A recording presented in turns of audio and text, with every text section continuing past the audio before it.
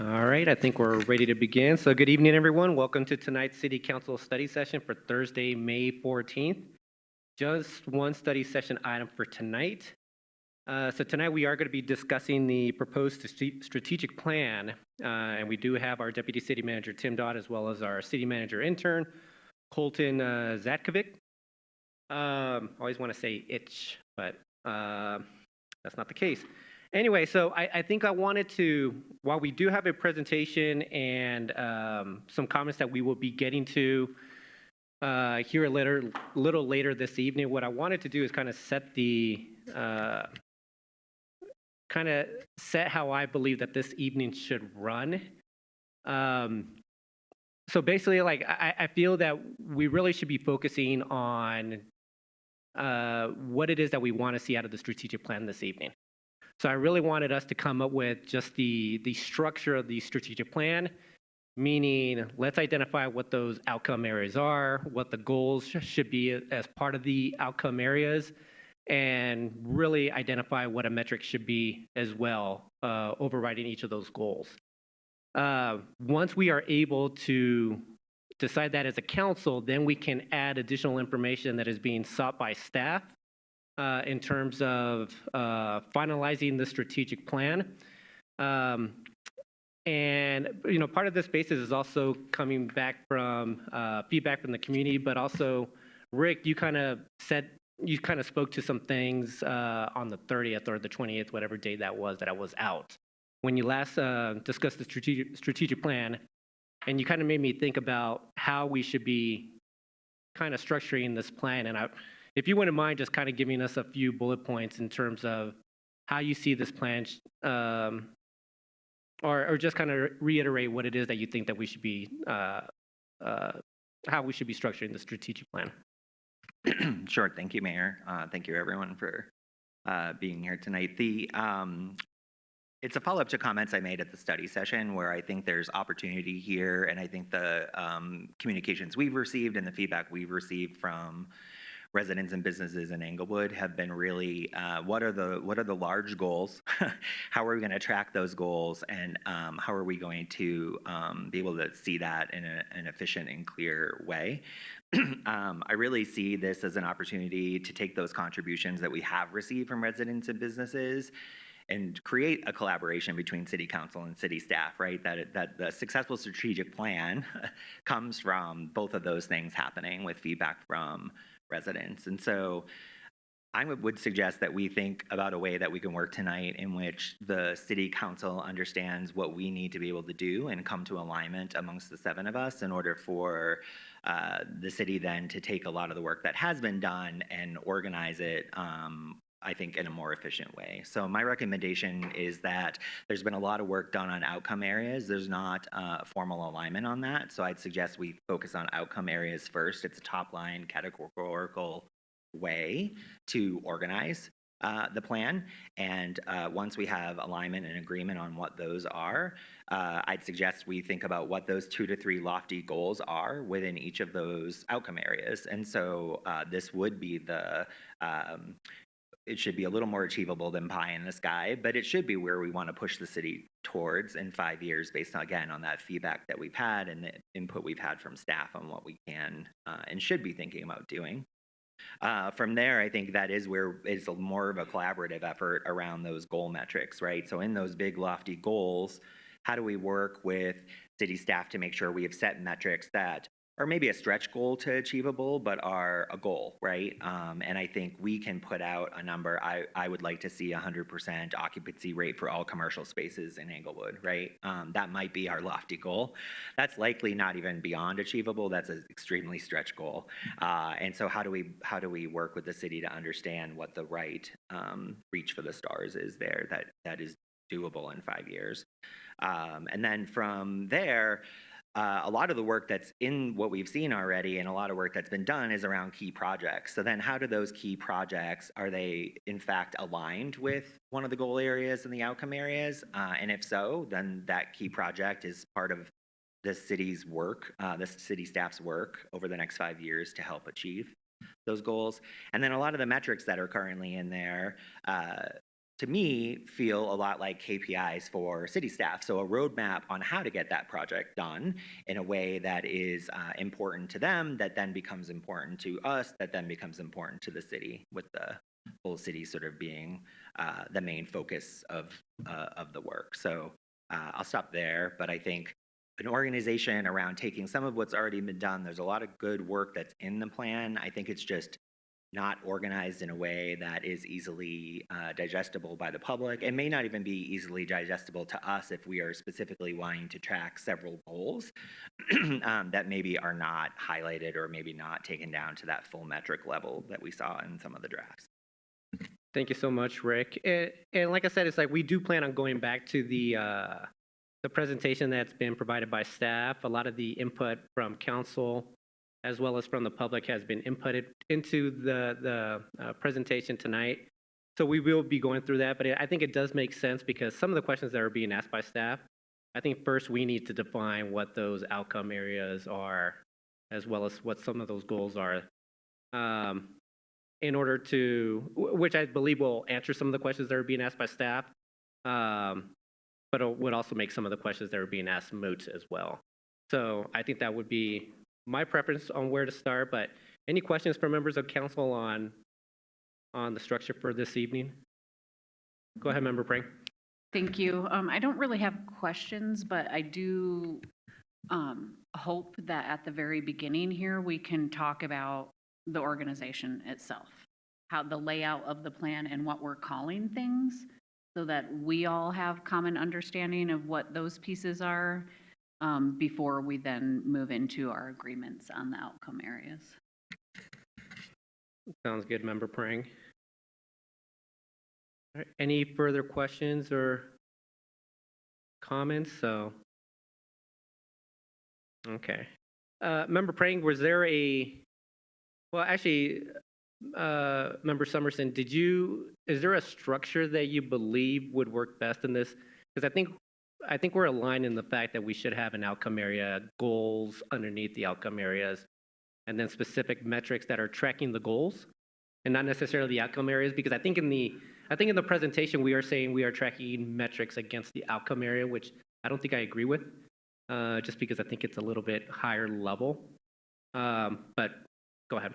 Yeah, I mean, I think thinking about the flow, if we, again, align on this being the right approach, that outcome areas should be something that we would get into discussion on. We know sustainability, livability, affordability, right? There's some conversation around what those key ones should be. Also keeping in mind that if we do have 2 to 3 lofty goals under each, we may not want 10, right? That might not seem achievable in the next 5 years. So I think getting us to be in discussion around the outcome areas, getting alignment and agreement there. Some might roll up to each other, some might not. And that's, I think, important before we would then move into those goals for each outcome area, followed by then conversation around what we might see those large or sort of reach for the stars metrics to be. So. All right. Any disagreement with that, members of council? So I guess I'll just kick it off in terms of just outcome areas, because I made some notes where I provided some commentary prior to the April 28th meeting. So I'm okay with the 5 existing outcome areas, but I do feel that sustainability should be added. And I know there's been a push to add affordability based on not only council feedback, but also members of the community have also asked for that. It was what I believe it may have been the most requested item as part of the strategic plan. Colton, is that right? Yeah, that's right. Okay. So I feel that, to me, I would be in favor of adding both as outcome areas. Any feedback from members of council on yay or nay on those? Go ahead, Member Prang. I fully support those areas listed with the addition of sustainability and affordability. And I do think that we should be responsive to the feedback that was given from the community in asking for those areas to be added. Thank you, Member Prang. Member Ward. I guess this might just be my confusion over the term affordability, or it could be my general disapproval of the policy decisions that are often adopted with the goal of affordability. But I still don't see how a government our size controls affordability in our city. We don't control how much groceries cost. We don't control how much, the miscellaneous widgets cost. We don't control how much gasoline costs. We don't control how much housing costs in any way in the city. So what are we trying to accomplish by adding that to our strategic plan? Thank you, Member Ward. Member Prang, your light is still on, right? Oh, okay, you turned it on as well. Go ahead, Member Russell. Just to add in what Councilmember Ward talked about, I agree with all of that, and I think that there's been a few articles in the newspaper recently about affordability, even of housing costs, and actually market rate housing is has less vacancy than affordable housing because of all of the government strings that are attached to it, and they have to be approved all the time. I think that before we agree to add that, I think maybe it's something we ought to talk about before we get there. And I agree with the issues that Councilmember Ward brought up. I also think there are probably things that we can control, like we keep raising fees, property taxes get raised, and seniors are losing their houses because they cannot afford the property taxes. So if that's what we want to put under there, that might be something we could talk about. Thank you, Thank Member you. Russell. I think Member Prang and then Member Bethel. Yeah, I do want to argue that a city can impact affordability for our residents, and it is those types of areas. I don't know that I had my eye on those specific pieces, but I was thinking more in terms of, one, we have a long-range affordable housing plan that we're putting in place. We're doing the work around affordable and / attainable housing already. And so it makes sense that that is a piece of our strategic plan. I also think Member Bethel had brought forward the idea of looking at any barriers and reducing barriers to in-home childcare. And that is a huge expense for our residents and is definitely something that we can impact. And for me, then also the third area under there would be around food security. And that's also an area that we have now brought an AmeriCorps fellow on board who's already working with Colton and with Arapahoe County to try to create a grant program to sustain those programs. And so those are all pieces that we definitely can influence.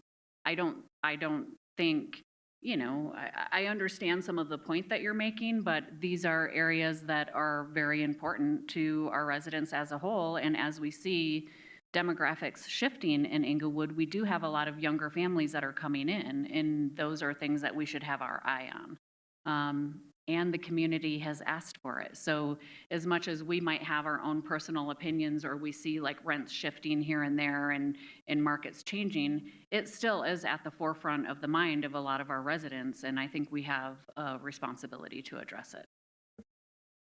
Thank you, Member Prang. Member Bethel.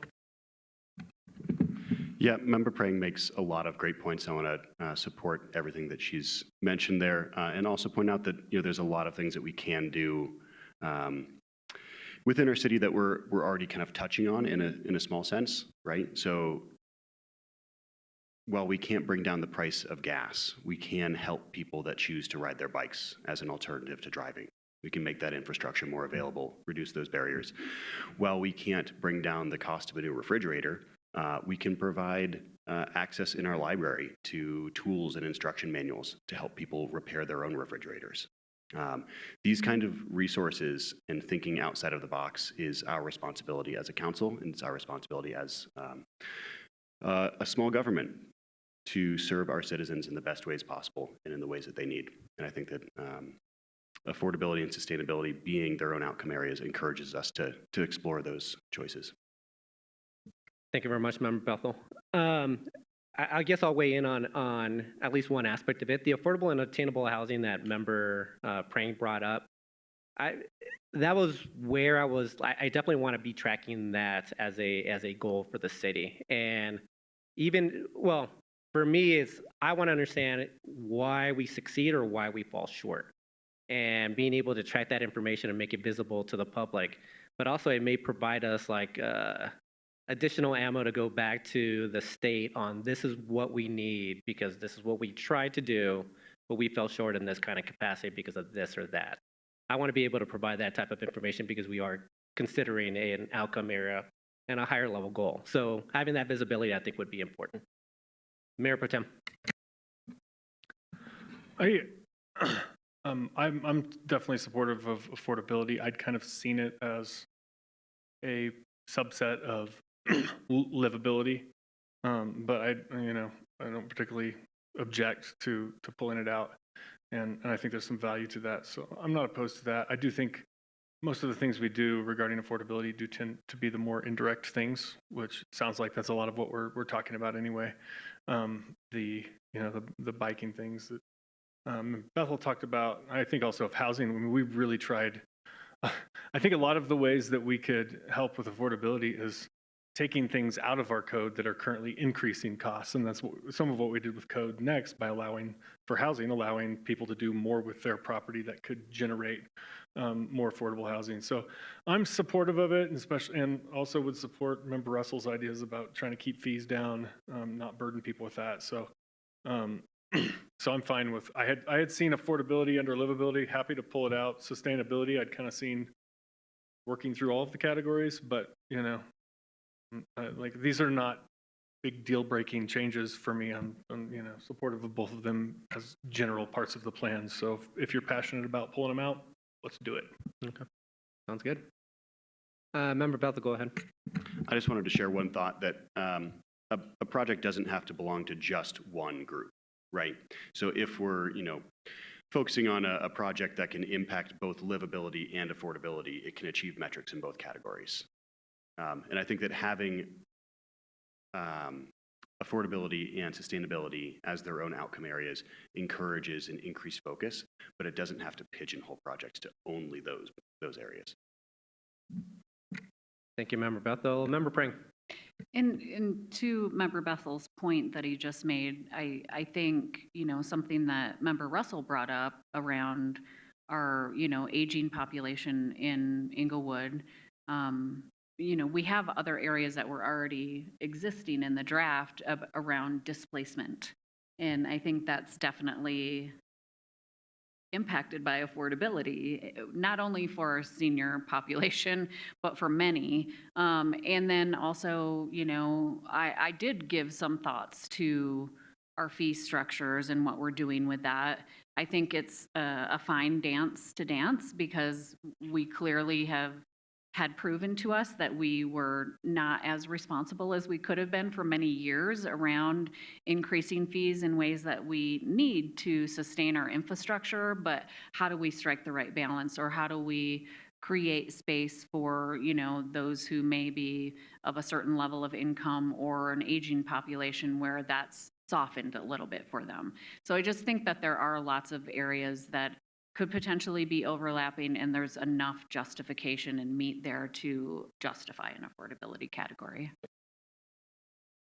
All right.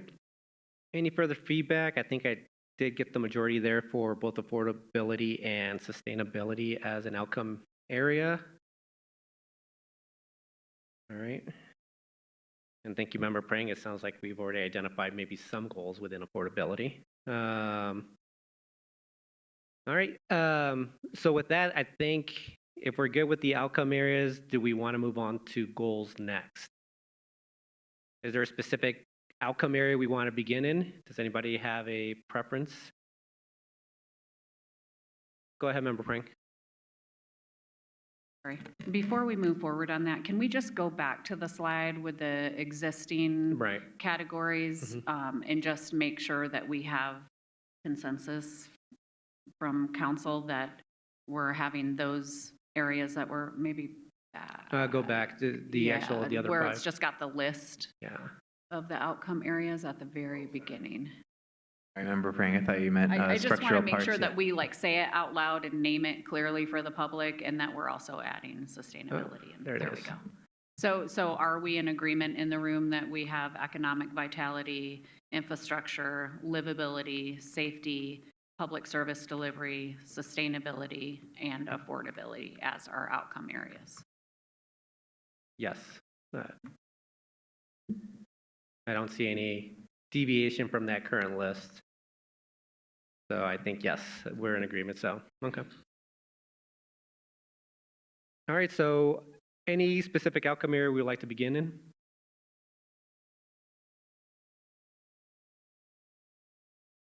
Should we try in livability? Should we start there? Just because that one seems to be one that has quite a bit of items that we've already identified, which makes it, if we're going to try to narrow it down to 2 or 3 goals within livability, we're going to have to, it makes sense to start there because some of those may get passed through to some other outcome areas. So, the one that's really been, the one that I've really been pushing on for livability, or at least for the past several months, is just the fact that I really want to make mobility or multi-mobility across our city, or multi-mobility safely across our city. I want to make that a priority. And so I know Member Prang and I, we had kind of a discussion on whether or not that lives under livability or under affordability. I still believe it's under livability, but to me, that is one of the biggest goals that we should have as a city, to make sure that anyone is able to move across the city as safely as possible, regardless of mode of transportation. So any thoughts on that? Is anyone in disagreement with, we can wordsmith it, but that's one of my things. Go ahead, Member Yeah. Prang. I agree with that being an area of focus under here, and while I personally believe that it's an affordability issue, I also am not wed to having to have it under affordability. I do think that it's a priority for the city and certainly fits under a livability structure. So I think that we should talk about, how do we state that goal around multimodal? And I believe probably both you, Mayor, and Member Summerson, I've heard make comment on maybe what a goal could be within that area. Do you have anything to add, Member Summerson?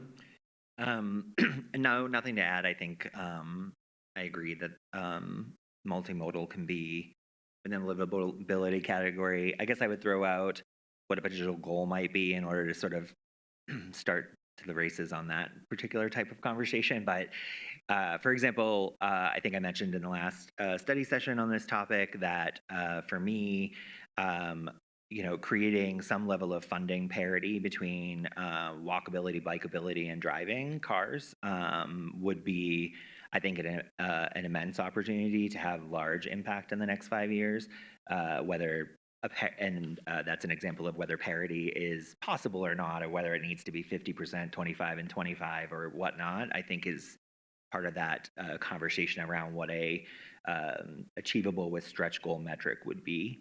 So that, just throwing that out there as an example of something I would like us to see work toward that has impact in the multimodal space. Okay. Thank you, Member Summerson. Member Bethel, and Mayor Pro Tem, your light is still on. I'm not sure if it's intended to be. Go ahead, Member Bethel. I just wanted to, for my own clarity, are we looking for 3 or 4 goals within each? I would say 2 or outcome area? 3. 2 to 3 goals within each Yeah, outcome 2 or area? 3, yeah. Okay, thank you. So, Member Summerson, were you saying that within the goal itself, when you were mentioning parity, should that be part of the goal itself, or is that the goal metric? I think we can have a discussion on Okay. which one it would be based on the, I think what we've done by creating the outcome areas and then moving into this part of the work is the conversation now on, right? Mm-hmm. We may list out 3 things we think should be in livability, and we may realize one of them should be somewhere else, Right. or one of them, so I think for me right now, it's more about just trying to capture. For me, that's a big, lofty goal, right? Mhm. If we were to move to parity in funding between those 3 modes of transportation, still providing everyone a choice, what does that look like? What Right. projects would have an effect on that, and what would the needle be? Okay. Thank you, Member Summerson. Member Russell.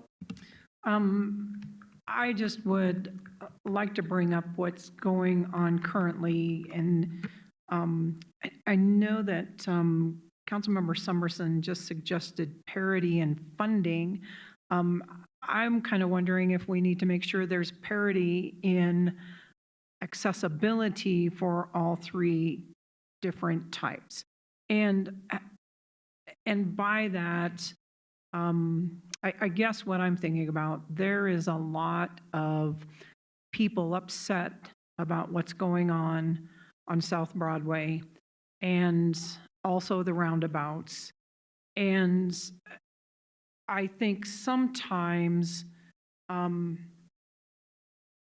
really probably goes back to what I wrote in my article, major arterial streets are designed to move cars back and forth. And we need to figure out how to do this safely with all three forms of transportation. And I mean, maybe it's too late now, but the Broadway corridor, I believe when the South Broadway corridor is done, people are already upset about the roads being tore up. I think they're going to be really upset when they see the outcome of that. And Broadway is maybe the second busiest through street. Santa Fe, of course, is the busiest. And so I just, we need to make sure that cars get through our city because we are a bedroom community, whether we like it or not. Inglewood will never be able to provide enough businesses to employ everybody in the city. So if people are going to other cities to work, they need places to drive. I'm okay trying to figure out how to work this out. I mean, some things are set already and we can't change them. But we need to keep in mind, I think the cars have been neglected probably over the last maybe 4 or 5 council years. It's mostly been, we've been focusing on walk and wheel, mostly so bicycles and walking too. So I just want to make sure that we don't leave the cars out because people are driving through our city to get places. So I'm putting that out there as something that I think we probably need to keep in mind. Yep, I appreciate that, Member Russell. I know that we disagree on that statement, but I understand your viewpoint on it. So in terms of deprioritizing vehicles over the past 5 or 6 years, I don't believe it's true, but I can understand why you would say that, though, because we have talked a lot about multi-mobility, which means Everything we are but cars, right? What's that? Well, but we have emphasized bikes and pedestrians, or trying to at least. But I do understand why you would say that. Okay. Okay. And I'm not, this is not a plus or minus. I'm just. No, yeah. Okay. Thank you. I agree. Thank you, Member Russell. So I'm just gonna. So under livability, I'm taking notes here. Tim, did we want to start writing things down on the whiteboard or somewhere so people have a visual? Yeah, we could definitely do that if you'd like us to. I'm just trying to think of where would be the best place to. Well, we could start writing them here, and then Okay. for each outcome area, start listing out the goals. And we'll need someone to wordsmith. But basically, I just put, regardless of mode of travel across the city, make it easy to travel safely and accessible for all. To kind of make a point of accessibility, because I agree with you, that needs to be a part of this. I was gonna say, Colton, probably each page I'd have the outcome area and then the 2 or 3. And then we'll just start sticking them up across the wall. And then we'll wordsmith them at the end. All right. Anyone else have any comments regarding that goal or any other goals that we should be tracking under livability? Go ahead, Member Pring. I guess, can I just get clarification on kind of, are we doing 2 separate goals under livability? One, what you were looking for with multimodal, and then one around parity? Are those a common goal? I just kind of want to figure out that piece of it and then figure out how much space we have for, one or two other Yeah, goals. to me, parity falls under a metric. It falls under a metric, and I think it's going to be hard to achieve a 33 or a 1/3 each. So there would have to be some type of, whether it's 50, 25, 25, or something like that. But I think it falls under a metric, but go ahead, Member Summerson. Yeah, that's fine. I think the idea here is that we might have 4 or 5 goals we all wish to see under this category, and then we should have a conversation about which ones we Right. can prioritize, which again was other feedback we got from the public, right? How would we prioritize 1,000 things? And so what we're trying to do here is say, we've had a conversation, we have some stuff on paper, and now we're gonna weed that down to something that we think makes sense. And so I agree. I'm not, I think for me, it was less parity in funding and just more, again, accessibility, equal investments at some point in each of those. And again, equal might not be 33, 33, 33, right? It might, as I said, be 50, 25, 25. And we all know where the 50 is, right? That's going to be cars. And so, but I think stretching towards that and reaching towards that then does, as Member Russell said, not leave one out, right, but focuses on all 3 equally. Right. So. Okay. Does that answer your question, Member Prang, or? I think so. I also, I guess, just want to quickly add, I would like to separate multimodal focus from accessibility and have some kind of common goal or lofty goal around accessibility. I'm just looking at kind of the areas of focus that were in the draft plan, and I think, there's some of these that are coming out because they're going over to affordability. But we have access to third spaces, we have a focus on the parks, we have senior services. Like, I feel like we could make a goal around accessibility that encompasses all of those pieces.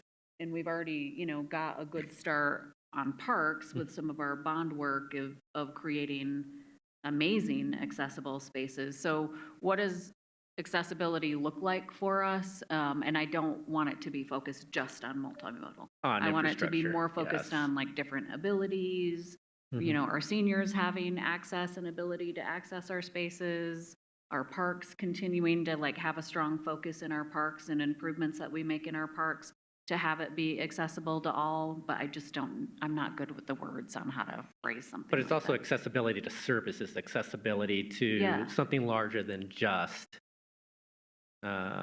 infrastructure, I guess, in a sense, or build out. Like, I don't know, increase accessibility by some kind of marker, in an inclusive way. And that inclusivity covers a wide range of focus areas. Okay. Thank you, Member Prang. Yep. Member Bethel? I like where you're going with this, Member Prang. I really appreciate the term universal design. I think I've mentioned it to the council before. Universal design is defined as creating environments that are accessible and usable to the greatest extent possible by everyone, regardless of age, ability, size, et cetera, et cetera. So it really kind of encompasses all of these facets that could fall into the term accessibility, but I think that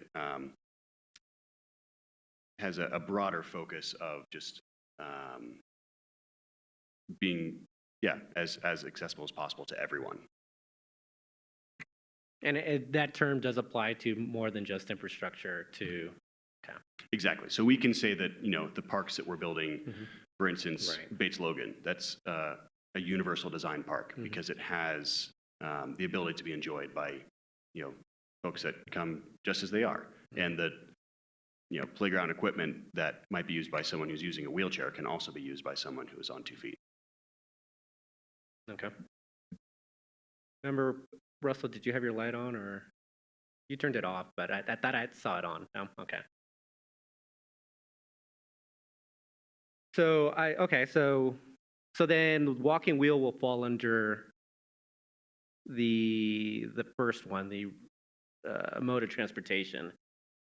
That would fall under that, but then accessibility through universal design, or however we want to wordsmith that one. We'll have that as a second goal. Okay.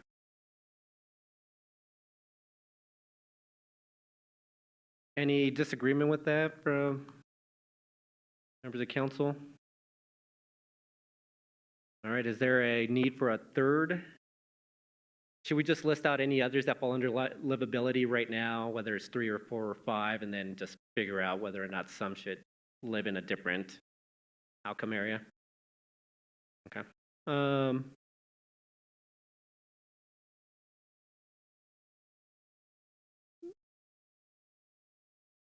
we just Just 2 right now, have yeah.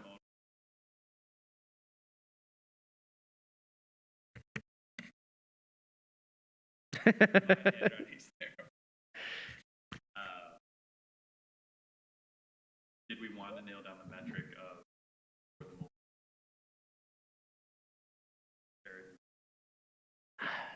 Probably not yet, because I'd prefer to wait on that one, because I could see we could get bogged down on semantics or just numbers. But Mayor Pro Tem? I know we had a bunch of other categories. Do we have the list that we'd come up with at the retreat for this? Because It is in the document, so if we scroll Okay. down to the bottom of the, Yeah, oh, I can pull it up here. Yeah, they're housing affordability, housing access, pedestrian safety, community availability, lifelong learning and recreation, food security, climate adaptation, parks, displacement of residents, access to third spaces, and senior services. Okay. do you Pulling it up mind here. I going have to a that few of those that I want to add to the mix, but I'm going to pull it up. Do you mind presenting that slide on the screen? It should be 67, I believe, based on the, towards the back. Keep going, yeah. Oh, no, so you don't have it in here? Okay.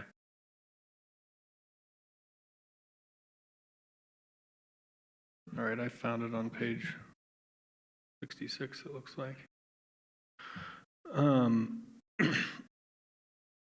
Oh, that's the metrics. The goals is 67. Now that I look at them, I think it does capture most of them, since some are going to be moving under Yeah. sustainability. Yeah, housing affordability, we can move to affordability. Mm-hmm. Housing access, that maybe is also under affordability. Food security, I would want to put under this.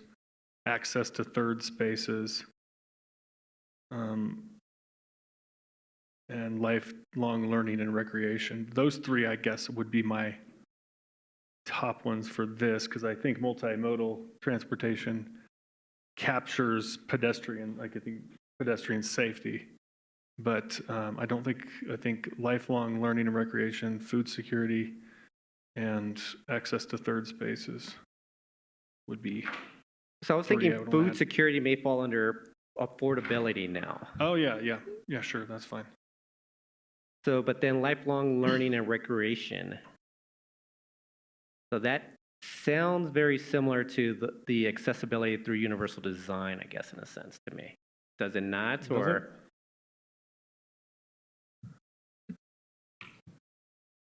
it could. Go ahead, Member Bethel or Somerset. I wasn't sure who clicked first.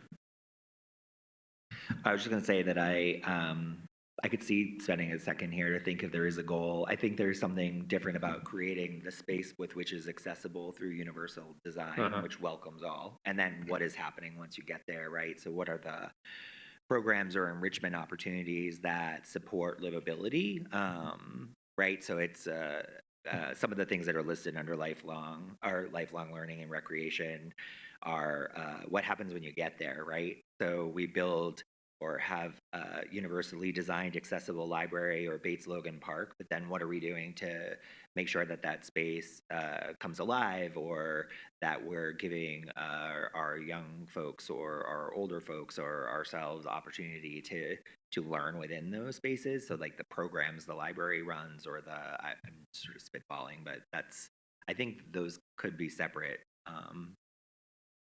Bethel might have. All right. Thank you, Member Summerson. Member Bethel, anything to add there? No, I think you hit the nail on the head. If we were to include lifelong learning and recreation, the one thing that I think is missing from this one is just community engagement. That may fall into that bucket potentially. It was one thing that I kind of saw late that we haven't really pinned down. Community engagement we could make an argument, especially when we get to the public service delivery conversation around, instead of it being kind of a laundry list of what we do or what we're expected to do, where we want to make strides and improvements, right? So community engagement, continuing to move that forward, expand, increase, succeed, right? That could, community engagement could be a goal within public service delivery. Because we're not going to be able to have 40 goals within public service delivery to match all of the work that's being done. So I think at some point, there is also an acknowledgement that the strategic plan, folks have to see themselves represented in the larger picture sometimes, and not in the specific day-to-day tasks or work. So, okay. All right. Thank you, Member Summerson. So we'll hold off on that one until public service delivery then. So then, did we want to add, what was it, the lifelong learning and recreation under livability? All right. Looks like we got a few head nods, 4 or 5. Lifelong learning and recreation. And again, we'll wordsmith these at the end, but I just wanted to kind of capture them to begin with. Go ahead, Member Prang. I mean, just a quick comment on that. I mean, I think that can even look like, you know, projects that we engage in moving forward, whether we're developing new things or improving upon things, all have a component of learning weaved into it. So like, how do we, aside from like what we provide at the library and whatever, similar to, I think of what we're doing out at Clement Park, not Cushing, Clement Park, where we have the books and the kids can like, Centennial Park. Sorry, couldn't figure I was going out to say which Clement park it Park's a was. different city. But I knew that we incorporated some learning, like when we're doing improvements like that throughout the city, how can we always be creative around creating space within those improvements or new spaces for people to come and learn?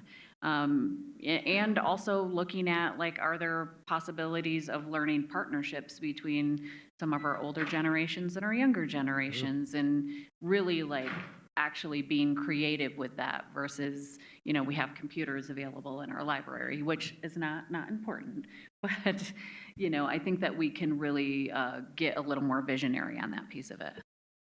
Right. Thank you so much, Member Prang. Member Summerson.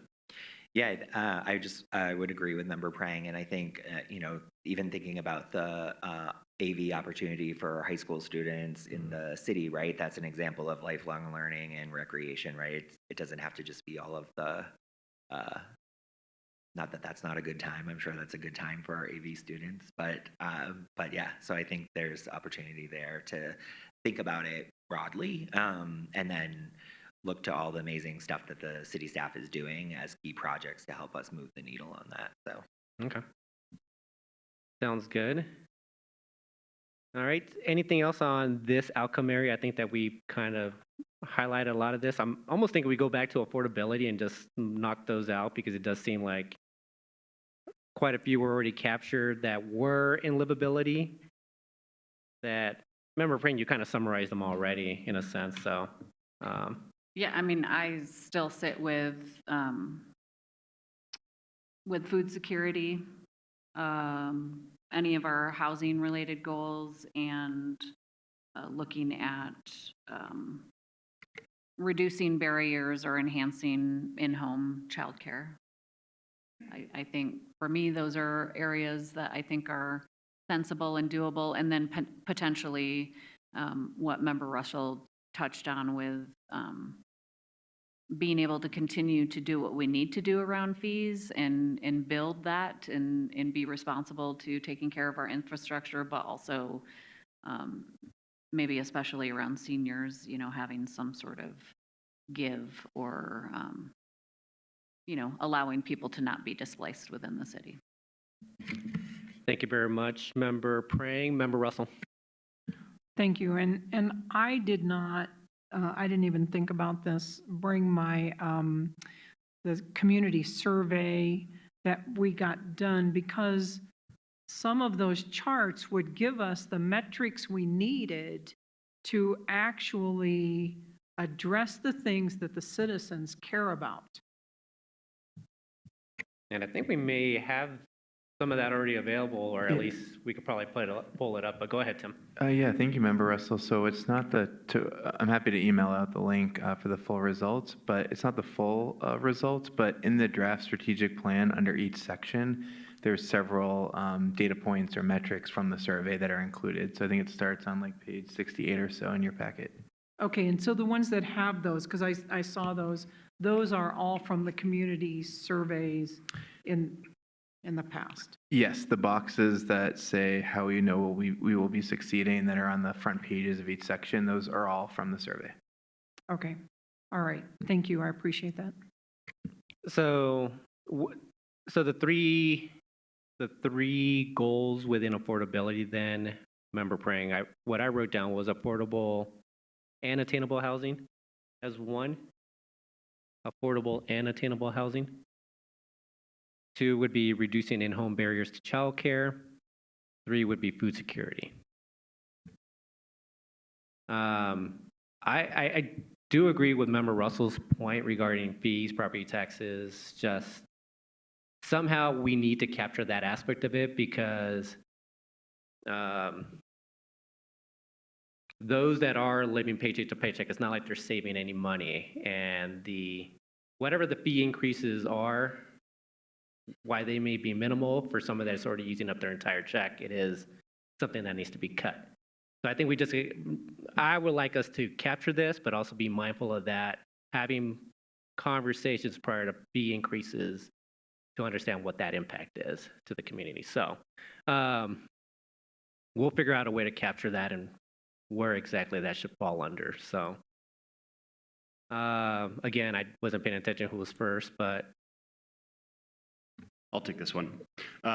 If we take the term in-home out of the childcare issue and just say reducing barriers to childcare, that would make me feel more comfortable, so we can, make it as broad as possible, and then, we're not limiting ourselves as far as how creative we can be with this issue.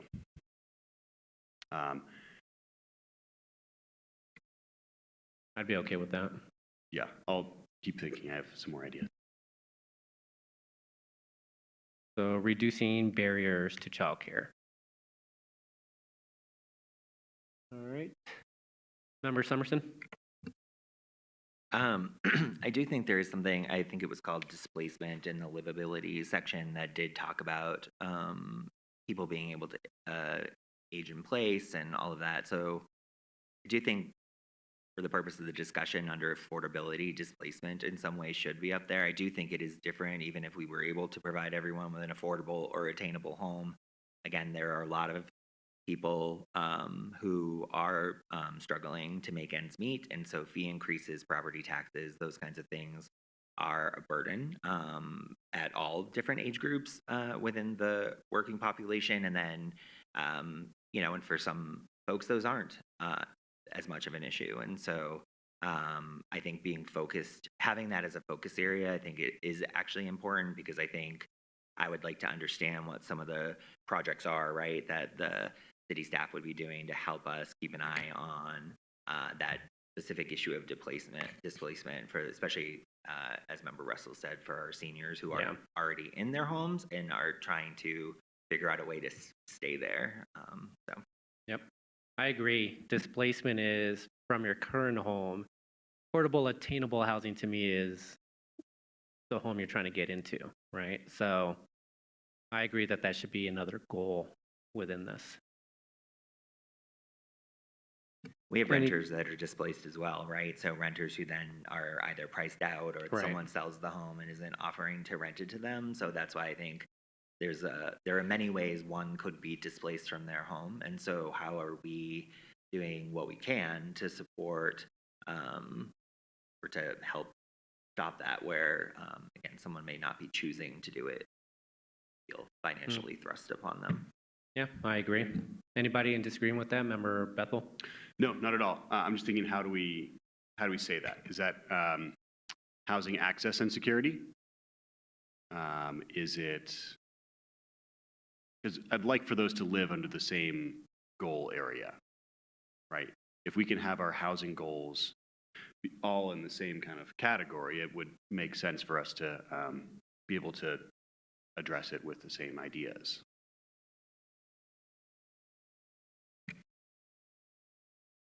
See, I'm not sure if they would be the same ideas, but maybe they are. It doesn't have to be the same idea, I guess I misspoke, but it's the same line of thinking, right? Right. If we're talking about housing, then we're talking about, people's need to be secure in their home, to be able to either get into a place or to stay where they are. But it all has to deal with the roof over your head. Right.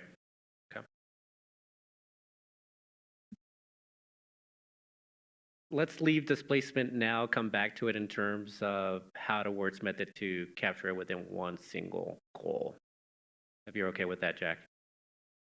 All right. Anyone else on affordability, anything that we have missed? I think this is a good start. All right. Is there another outcome area we should tackle next?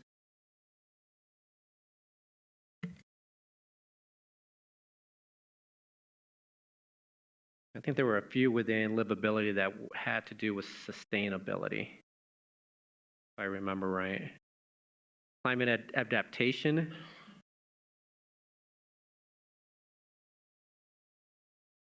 There was one that, let me see here, where did I put it in some of my notes?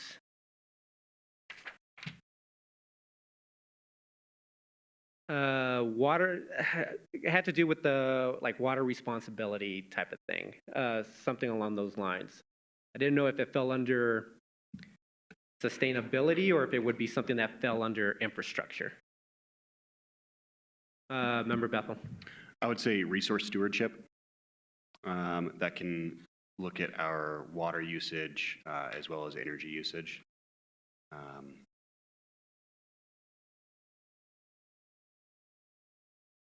So resource stewardship.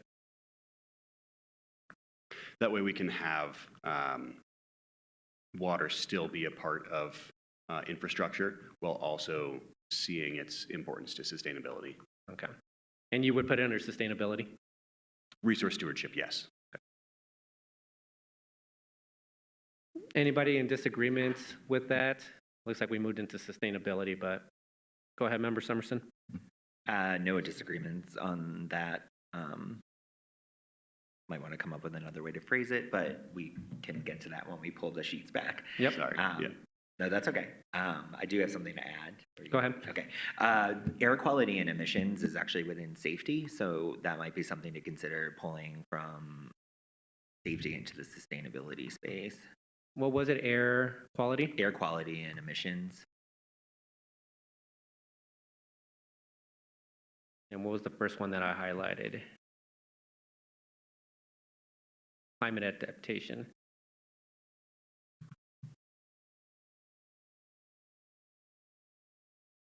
There was also, I think there was another one that I may be missing. What was it?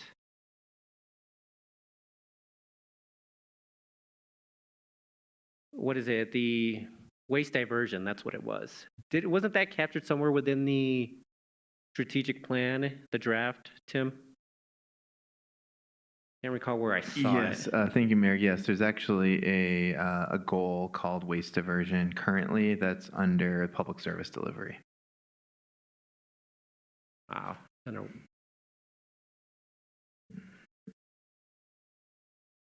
Go ahead, Member Pring.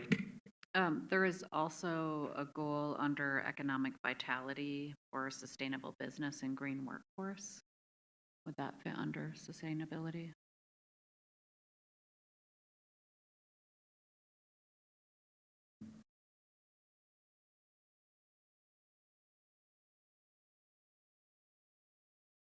I feel like I'm trying to catch up here. So it was under, Under economic vitality, number 8 is sustainable Oh, yeah. business and green workforce.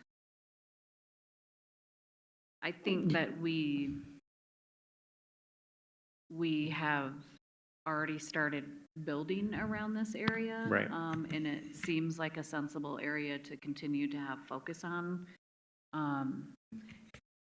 And I also, on the air quality one, Mhm. I continue to struggle on that, and I think it's maybe just because I don't understand how we just in our city impact that in big ways, and so, not that we shouldn't be working toward positive outcomes in that area, but is that really an area that should be on our strategic plan as a lofty goal? Yeah. I actually felt when you initially brought it up, Rick, was that would fall under climate adaptation in some type of way.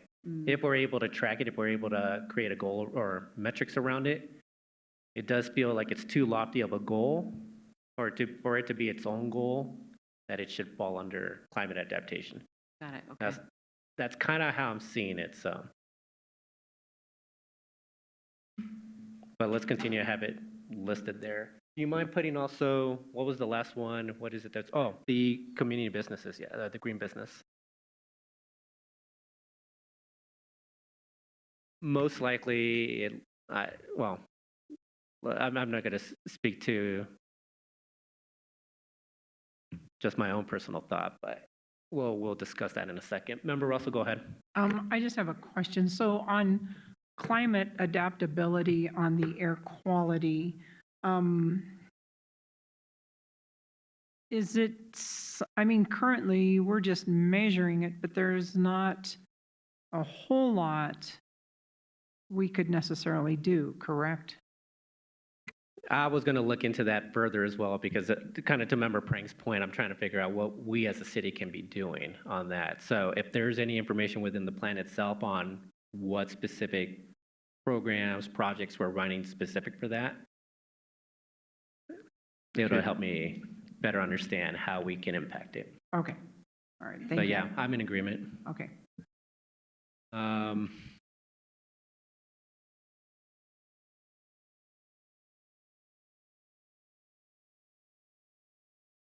Yeah, because it looks to be education at the very least.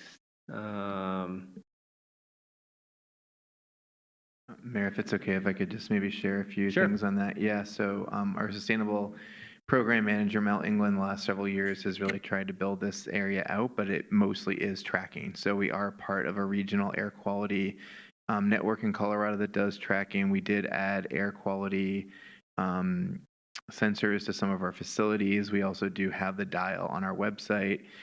She was hoping in the next year or two to implement a program at the library that people could check out their own air quality monitoring devices. And then we also, as part of our emergency management work, there is somewhat of a tie-in in our hazard mitigation plan. There is a focus on urban conflagration, which is basically essentially urban wildfires. And so there's some mitigation activities in there around mostly it's tracking, around tracking wildfires and the impact on air quality. Okay. Thank you for that, Tim. All right. Anything else under sustainability? We'll come back and narrow it down if we need to. Or do we want to do it now? Do we just want to make it no? Just hold off. Good. Good as is for now. All right. See, Colton, you got a hang of it. All right. Next outcome area, or are we good to keep moving, or anyone need a break? We're good? All right. Let me get back to my page. Let's see here. Should we go to economic vitality?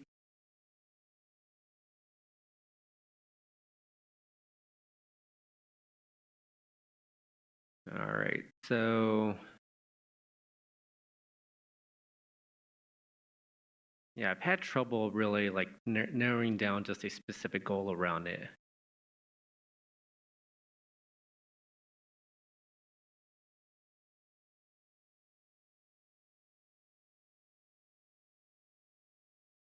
So obviously, like attracting and retaining existing businesses to Inglewood is one of the areas that is. Well, actually, what was Rick? What was the one that you brought up earlier in terms of Commercial occupancy rates, I think. commercial? Yeah. At 100%. Well, maybe not at 100%, but what was the word that you used? The occupancy, right? It's just I think I was just, I think using an example of commercial occupancy rates Commercial as an occupancy. example. But again, that, the metric would be 100%, right? What would the goal be? But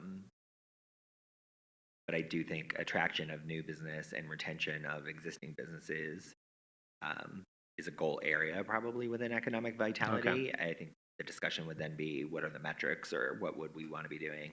And of course, then what are the key projects that are going to support that goal? all right.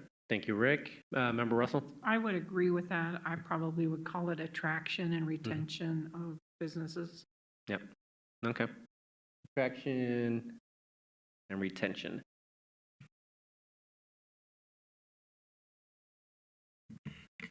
All right. Anyone else?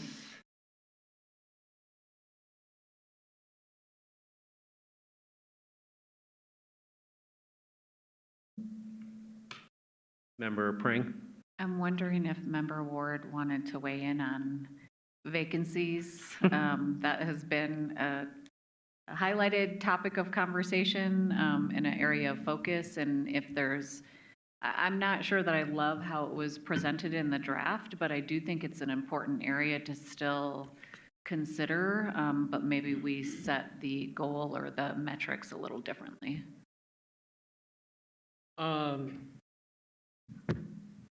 I'll just add that I would not agree with setting 100% for any goal.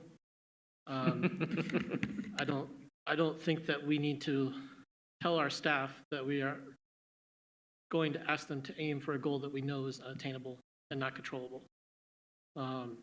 So I would not support that.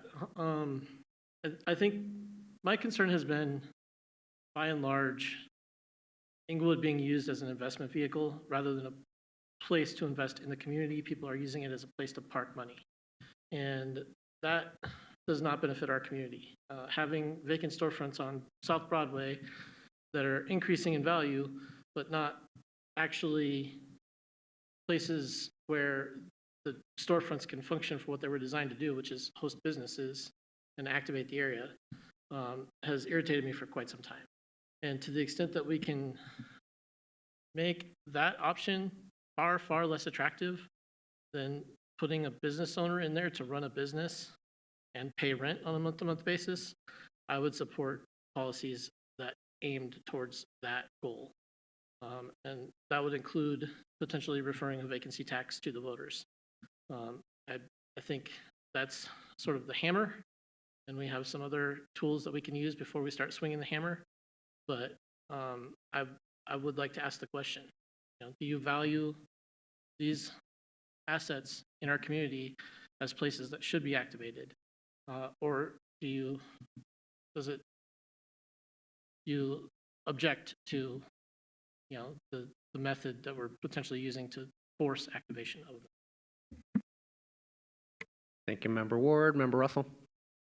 Along with that, because I know there are some businesses sitting vacant because city councils in the past have ticked off business owners. And so I'm not exactly sure how we do this, but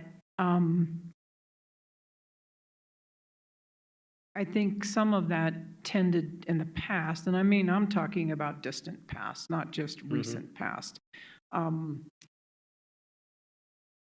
How do we keep from creating that atmosphere? I think some of that atmosphere has been created by previous, and I mean, even 20, 30 years ago, some of this has happened, and some of those businesses sit vacant because of that. I think the car lot situation too was probably created by that somewhat. I don't know how to fix that problem, but I think it is a problem. And I think for whatever reason, I think a lot of the businesses, and I mean in the recent past, especially the businesses on South Broadway, I don't think that they felt listened to, and we just move forward with generating a problem with not even going to talk to any of the businesses. So I think some of this has been created by council themselves, and we need to figure out how to turn that around, because really, to Councilmember Ward's point, most businesses run a business because they want to make money. Some of those businesses are sitting vacant because they can get tax write-offs, but they're using that really for paybacks to the city, I think. So I don't know what the solution is. Anyway, thank you. Thank you, Member Russell. Member Summerson?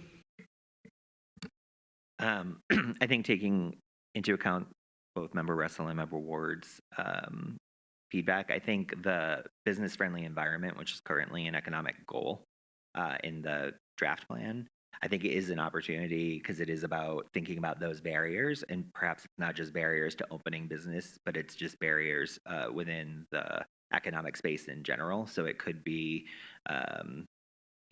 storefronts that sit vacant. It could be taking into account what the public is interested in seeing come into a particular area. So I wonder if there's something in the business-friendly environment barriers space that would sort of work toward finding the right metrics and then projects that would help support those barriers, very similar to the housing barriers Mayor Pro Tem Anderson brought up earlier, right? I think we are doing work and want to do more work in that space. And then the only other thing, Tim, is you had mentioned some of the things that Mel was bringing to the table around sustainability. I'm wondering whether it'd be beneficial to think about what Will might be bringing in this economic vitality space that might inform a second or third goal here as well, just because I know we just recently had that presentation on how he intends to move his plans forward. And so I think there might be something there too. So. Thank you, Rick. So are we saying that we would make business-friendly environment a second goal? Sounds like we should. Sorry, I'm saying we should. You should. Yeah, I just think the way that it's currently in the plan is Right. reducing barriers to opening a business. I think it's beyond that, right? But it is similar to the last outcome area we were talking about. I do think there is a difference between attraction and retention, and barriers to that I think could be dealt with separately, although they feed each other. So Yeah, I don't know how to verbalize it, but I agree with you. I think there is a difference between the two, and I will get there. Member Russell, and then we'll go to Director Power.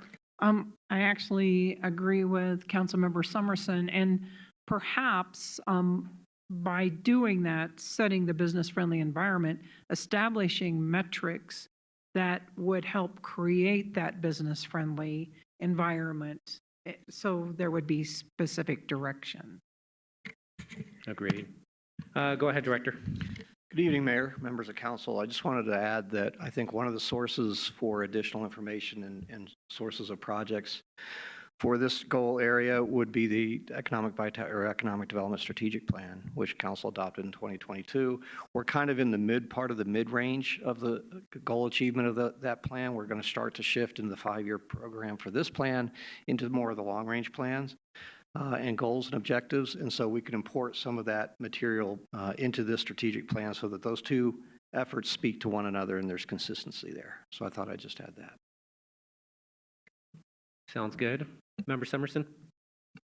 Thank you. No particular questions there, but I do think that brings up a good point after we've moved through some of these areas, is thinking about where those metrics might be, or again, key projects that might already be out there that are aligned to helping us move the needle.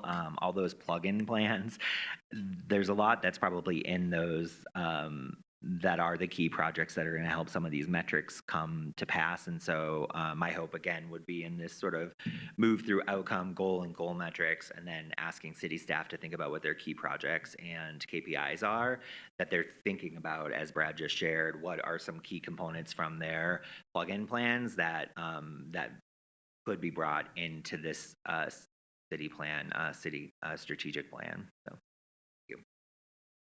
Thank you, Member Summerson. All right, anything else we want to add to economic vitality? Go ahead, Member Prang. Well, I did like, there was focus in the original draft around updating the structure of the grants portfolio. And I don't know, maybe if that lives within the business-friendly environment or not. It could potentially still be its own area, and I kind of like it as its own area in that I think that we could then put some greater focus on like the number of underserved businesses using city resources, and or, you know, underserved populations opening businesses in Inglewood and set some targets around that. So I think it could be nestled within friendly, but also there might be enough there to be revamping and looking at that grant program in such a way that we potentially even figure out how to create more funding for the business program, as we've talked about in the past, where, you know, it's not just like money for a facelift to the outside of the business, but creating a more robust grant program where it could actually help the business itself run. So, you know, giving more of a direct benefit to the business owner and more encouragement to come here and stay here. Thank you, Member Prang. Member Bethel. I'd like to comment that in our current draft, there's a lot of conversation around business, but not much conversation with jobs, which kind of sound synonymous, but aren't always. So I'd like to see an acknowledgement of job growth and potentially skills training. That could be something that we focus on with our library, but also making sure the businesses that we're attracting are focused on, or at least cognizant of, bringing jobs into the community.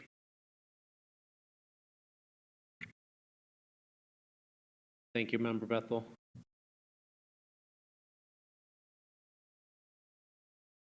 Director Power, is there anything that you want to speak to regarding that? I'm just trying to think, because obviously it is a goal of community development to bring in additional businesses to the area, but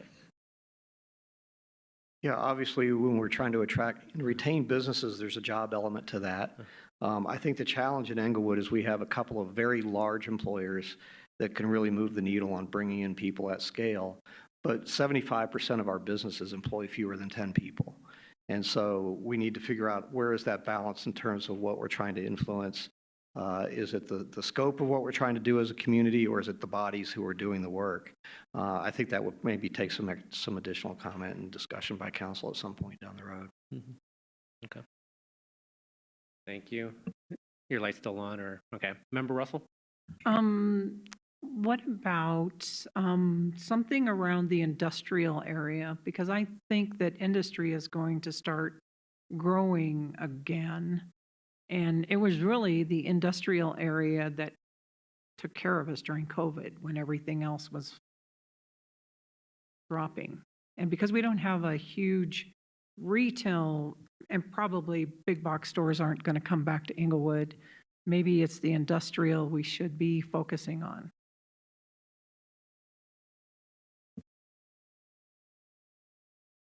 When Jack was bringing up jobs, that's immediately where my mind went, was northwest part of the city.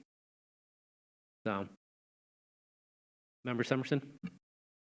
I wonder, piggybacking on Member Russell's, that I do wonder if it's, if possibly business diversity, whatever, right, of businesses, and thinking about industrial all the way down to mom and pop shops and whatnot,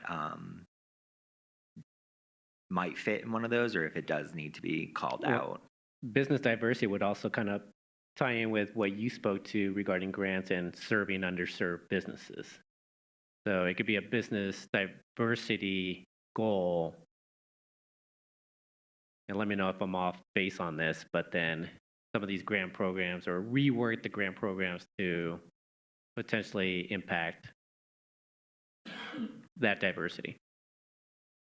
Potentially. Business mix or something along those lines. Yeah. Are you good with that, or should we list it? Business diversity as a third goal area?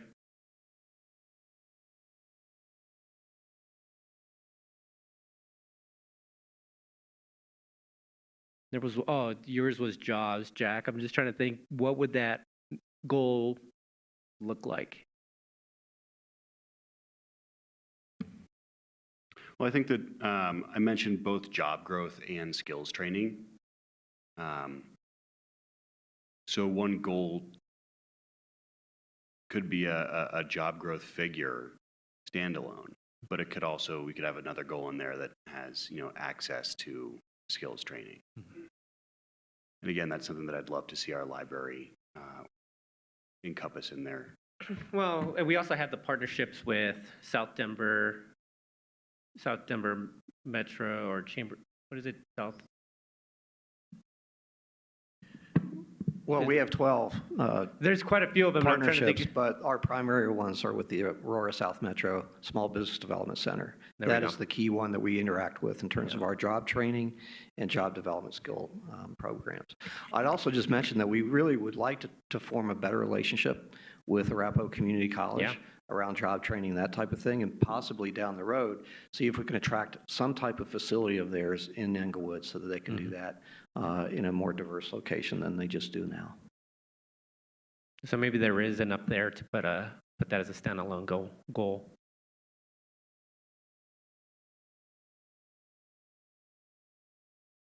No? I'm just trying to figure out, there's a lot there. I don't know if it falls underneath diversity or business-friendly environment. Actually, kind of, like you said earlier, we're going to have metrics that kind of touch different goals potentially. Go ahead, Member Bethel. I think of business-friendly environment as the policies that we have in place and restrictions that we may put in that would make doing business in Englewood more difficult.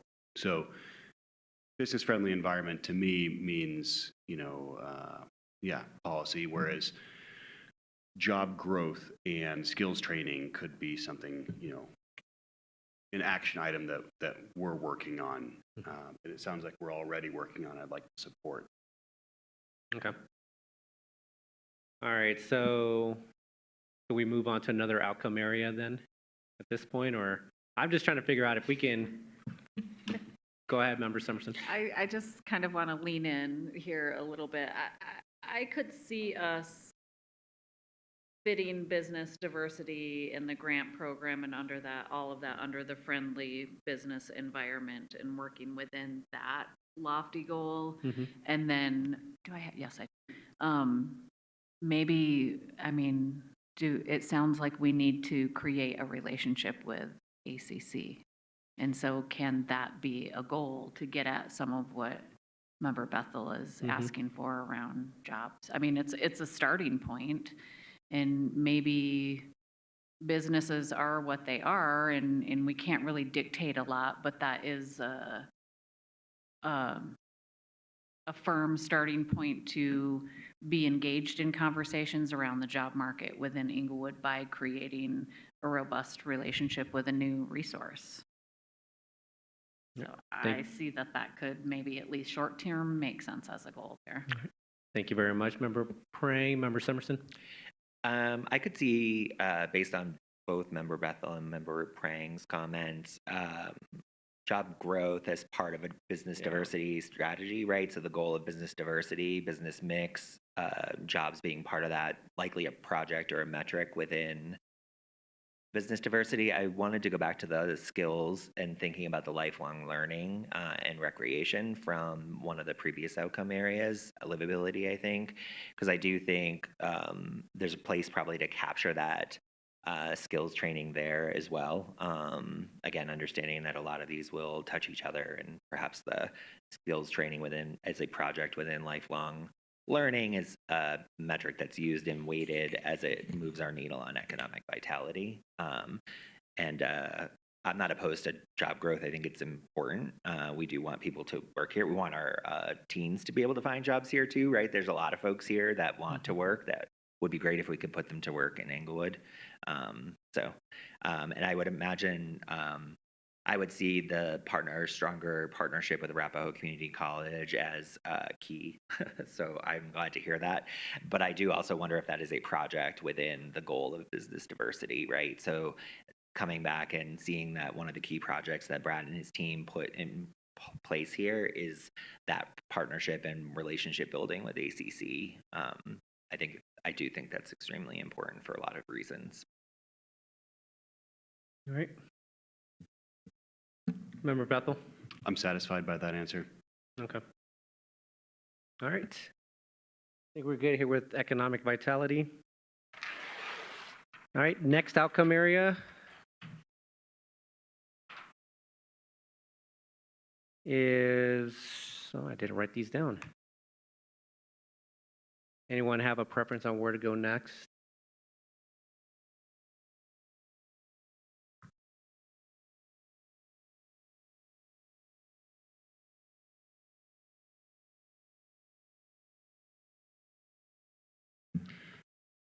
Infrastructure?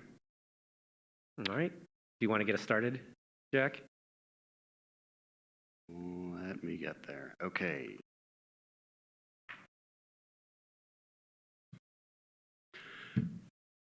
I'd love to start with water systems. It seems to be a place of constant feedback from citizens.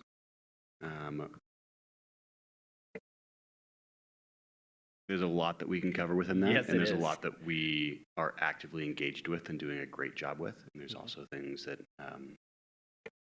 we're in the middle of projects on. All right. So water systems. I agree with that. Member Pring? I don't have anything to add to water systems, but I would really like to see a goal focusing on cybersecurity and data retention, storage, and protection.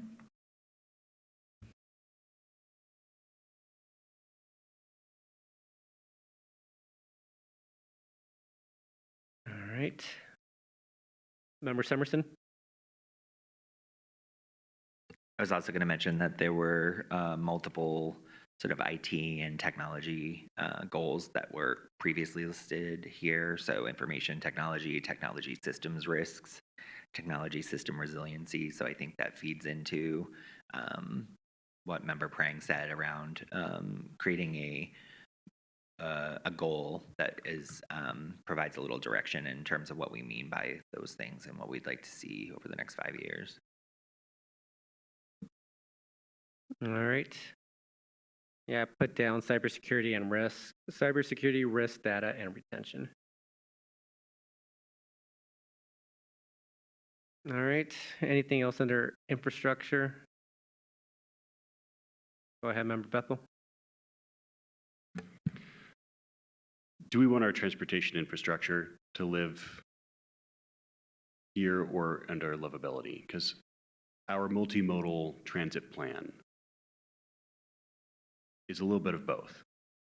It is. What's your thought? Well, because I'm kind of wondering myself, so. I don't know. I'm curious, Mayor Pro Tem Anderson's opinion here.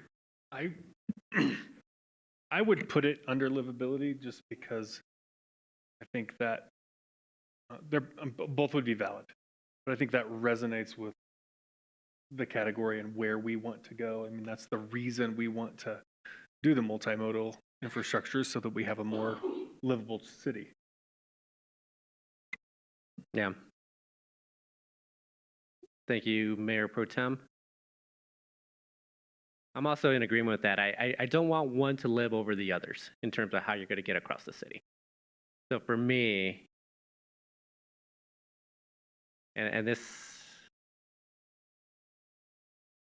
I think that the way that I see it is that if we keep placing an importance on vehicular traffic over pedestrian or other type of mobility, I think it's not where I want to be, I guess. I want to kind of provide, if you're trying to get around the city one way or the other, like it would be one and the same. So that's the way I'm thinking about it. So, Member Ward? I know that we have a philosophical difference here, but in my opinion, good governance is about using the limited resources of the city to do things that benefit the vast majority of people in the city. And when you look at the way the vast majority of people in our city get around, whether it be by necessity or by choice, it's in cars. So when we're pushing towards pedestrian infrastructure because there's not enough of it, or because the pedestrians who choose to use that infrastructure don't feel safe, to the detriment of vehicular traffic, I think we have a general policy issue there. And that's the line that I would add. I don't have any problem adding bike trails or miles of even bike lanes, or widening sidewalks, or even making Broadway safer. But if you told me you have a choice between widening the sidewalk or paving Broadway and removing all the potholes like we did 3 years ago, I would tell you I want those damn potholes gone. So I don't want the city to become an embarrassment as we move around in cars because we're so focused on multimodal transportation. I think that's the bottom line for me. No, yeah. And I don't think the actions that this council has taken are saying that, because we put together, or we asked for the taxpayers to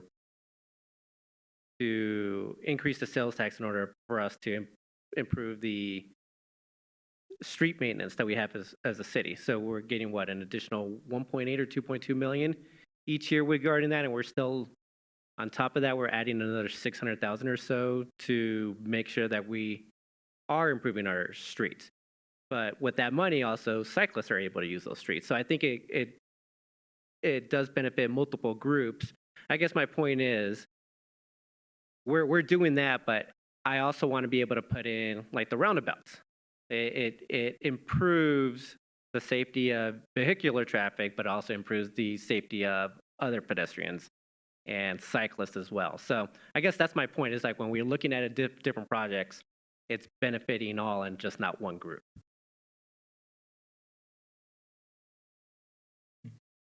And we could probably disagree on that, but we'll come back to that. Member Bethel, go ahead.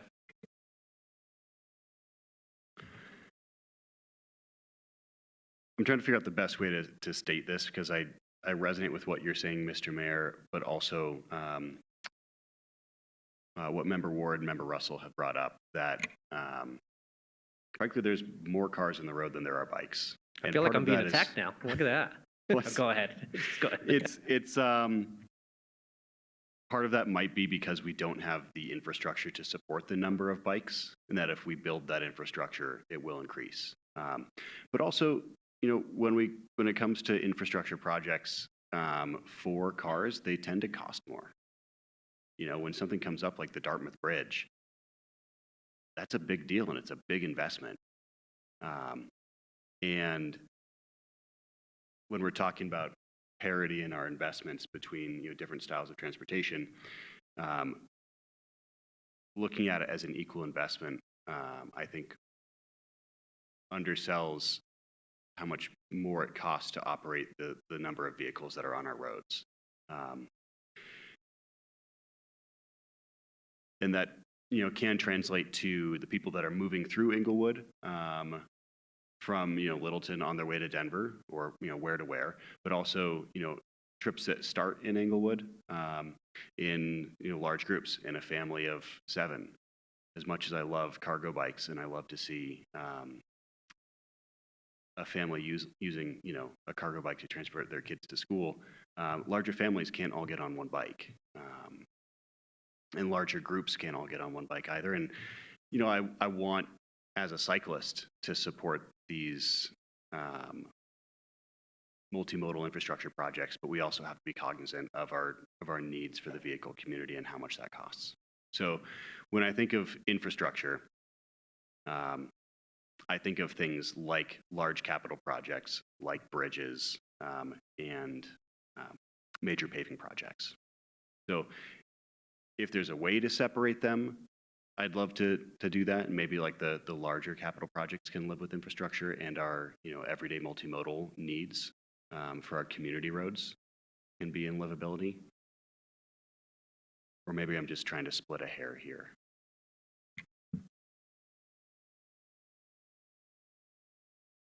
Is there a goal there that we should try to just put in place as a placeholder? I know what it is that you're saying. I'm just trying to figure out how do we word it. I'm right there with you trying to find the words for it. And maybe that is major capital projects or roadway capital projects.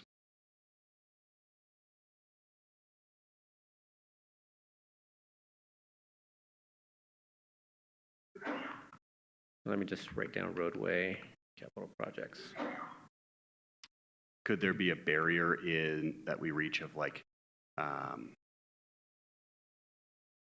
if the roadway carries more than X number of vehicles a day, maybe it's 20,000, 30,000 vehicles a day, it becomes an infrastructure goal?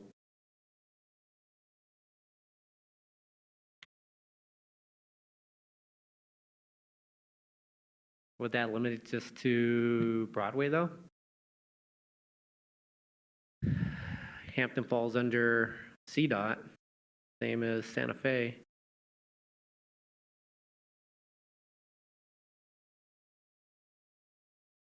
I think Downing carries about 25,000 a day. Does it really?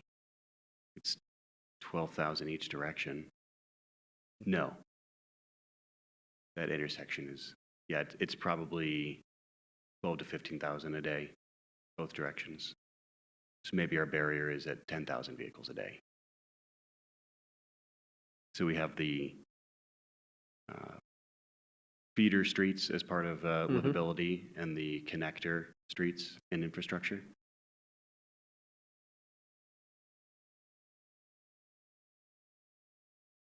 Victor, is there something you wanted to add there? Did this perk your interest? Good evening, Mayor and Council. Victor Rochelle, Director of Public Works. Yeah, just listening in the background to the conversation, Councilmember Bethel's comments. Something maybe to consider is when we're thinking about livability, we're thinking about our local streets, our residential streets. And when we're talking about moving vehicles through, it's the arterial and maybe the major, maybe minor collector streets, which is a accepted nomenclature in the industry and used throughout all jurisdictions within the state and within the nation. So maybe putting it in that context, there's also, depending on the size of the roadway, there's an acceptable level of service or LOS that talks about how many cars a street can handle if it has 4 lanes. A level of service A means that the traffic moves through it at an acceptable speed. There's not a lot of delay. As you start to degrade that level of service, you go to a B, a C, a D. Generally, D is kind of the break point. You don't want to go below that. That's a lot of congestion and people aren't moving, which increases emissions and other challenges. All right.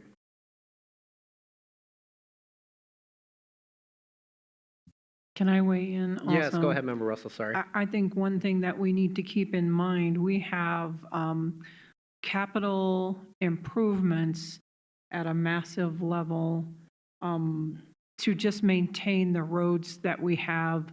And we don't have a whole lot of resources to come up with more money. We have what are the, my mind just went blank.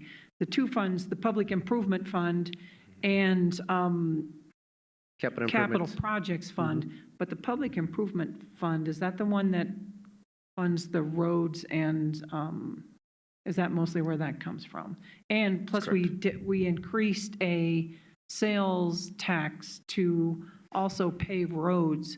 So we need to be careful about touching that because there's no more money to, that we can come up with anywhere. I just think we need to be careful about not Right. doing that. Thank you, Member Okay, Russell. thank Member, you. Member Pring? I don't have any answers to anything that anyone just said, but I am thinking, like, trying to take kind of my thought process out further. Like, I feel like we're having these conversations about walk and wheel and multimodal and parity between cars, people and bikes, and all of these things. And then there is the reality of every year in the capital improvements we have to ask for basic things like maintaining what we have. Right. And I struggle with that a little bit. So it feels to me like, and I don't know what this would look like, but we need some sort of analysis and a goal around creating some kind of tool to help us make decisions on this. Because we have, a community that is pretty diverse with a lot of different needs. And then we have council members that I think are very passionate about particular areas. And so we're kind of sometimes fighting against one another, if you will, in what we want to prioritize. And we're not taking care of the core of things. And so how do we craft something that helps us take our passion or emotions or whatever out of what we're advocating for, and something that gives us a little more of a structure to say, you got to have this much each year for the core basics. And then you've got this much each year within the scope of this budget for this year to do some of these other projects. And then also, what about pipes and that kind of infrastructure? And what does that mean as far as development in the city and asking developers to like own their piece of that? So I just feel like I'm not sure that I think that we're kind of sometimes shooting in the dark and making decisions based on kind of what our current opinion or passion point of the day is, and not necessarily approaching city planning in a really thoughtful and organized way. Thank you, Member Pring. Member Russell? Thank you. And that just brings up something. I had a conversation just in the past week with someone, and I'm not sure, I'm pretty sure you were not here, Director Rachel, when we did the comprehensive plan. And I think the comprehensive plan may have been done in 2018. And I believe the comprehensive plan was a lot more in depth than our strategic plan. And I'm really kind of wondering how those interplay. I think that the strategic plan should be looking to the comprehensive plan for some directions. Do you know the answer to that, you or Deputy City Manager? I unfortunately do not have that knowledge at the tips of my fingers and can't speak to it at the moment, but certainly can dig into it. And I don't know, Tim, if you... Were you here, Director Powers? When we I did? was. That was my first summer Okay. going through the final edition and goal setting for the Englewood Forward Strategic Plan, comprehensive plan, sorry. Too many plans on the brain. The comprehensive plan is intended to be a 15 to 20-year look over the horizon for the long-term development of the community. And so the strategic plan obviously is a 5-year iteration of whatever you choose to do in terms of that time period. The comprehensive plan is not a document that it has the force of law. It's a policy document, so it does have that level of fluidity.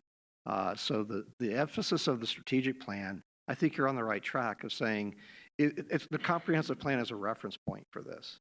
And to the degree to which you want to import elements from the comprehensive plan into your strategic plan, that just reinforces the long-term goal attainment that is identified in that larger document. So that's kind of how we would draw the distinction as staff, is one supports the other. And the comprehensive plan is really that 15 to 20-year look over the horizon in a broad strokes. So does it, I mean, that means it was like an overall big picture meant for the strategic plan to pick up on aspects of that in the different periods of time. Yeah, like any plan, a comprehensive plan starts aging the day it's adopted. And so the idea of a strategic plan is to try to fulfill the elements of the larger plan as we go as a community. Okay, thank you. Member Ward and then Member Summerson. I want to circle back a little bit to what Member Prang was saying, because I think she did hit, if I heard correctly, on something that I brought up when we did this exercise the first time in our all-day session, which is the concept of what I refer to as execution. The strategic plan is great, and in large part it's focused on what we're intending to change about the city. But when we go through this exercise every time, I always wonder, have we lost focus on the reason why we're here in the first place? And the reason why we're here in the first place is to deliver the essential services that are the basis of any governmental relationship between a resident and a government. The very reason why the city of Inglewood was formed, to answer police calls for service and to make sure that our roads are passable and to plow the snow in the winter, to provide water and sewer service. Those are the fundamentals that we have to get right every time. And that's one of the struggles that I've had as we've gone through this process over the years is, so where are we capturing those? Yeah, when Member Prang brought that up, so execution, I was going to say stewardship again, but just because we haven't really touched on the stormwater, sewer, our roads, like that stewardship or that execution, whatever you want to call it, but I'm almost think that should be its a goal as well. Just maintaining what we have and, well, not necessarily maintaining, but the steps that we have in place in terms of improving those, because we have made that a priority as a council over the last 6 years, 7 years. So I feel that should be a goal area. Go ahead, Member Bethel. I was just going to comment that stormwater and sewer are technically water systems. So we're going to throw them all in there. I mean, it all carries water. That's true. I'm just saying. That's true. We have that as part of infrastructure Okay. already. I agree with Member Ward's comments and yourself, Mr. Mayor. Like, these are systems that are critical to the basic operations of the city. And if we aren't delivering on these items, then we can't build bike lanes. Yeah, now that I'm looking at the metrics captured under water systems, yes, it captures those. So do we want to capture anything for roads themselves? Some of the other things that we were talking about, but go ahead, Member Summerson. I'll let you. I just wanted to circle back to a comment that I had made earlier around the plug-in plans and the long-term rate. We have a long-term affordable housing plan we're working on. There's a long-term economic development plan. There's a lot of comprehensive plan for public works. And so, again, I think the strategic plan kind of sharing our vision and values and what we hope to accomplish over the next 3 to 5 years. In this case, we've chosen a 5-year plan. Those other plans are the operational plans, right? Those are really the plans.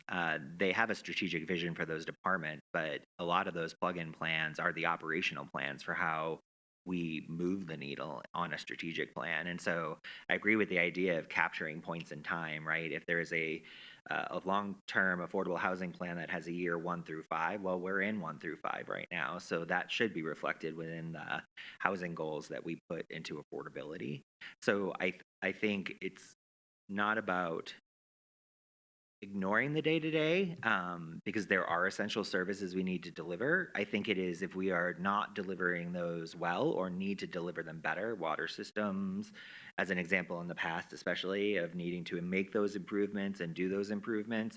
That's an example of calling out a large goal for the city to move its water quality and systems forward.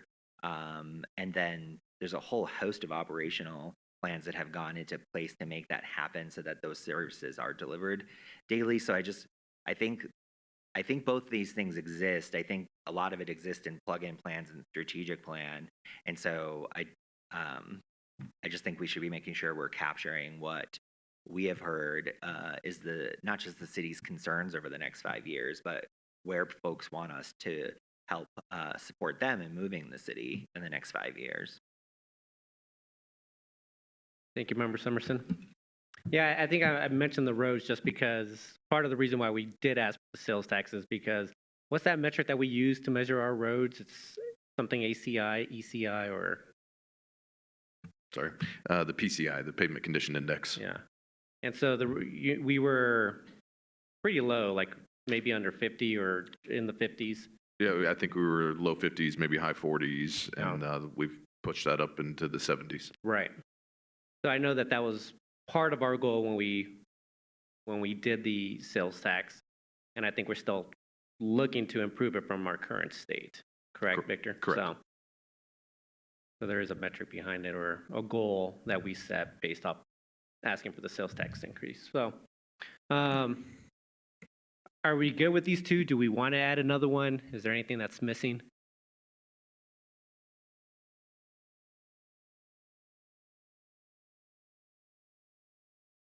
Should we come back to it?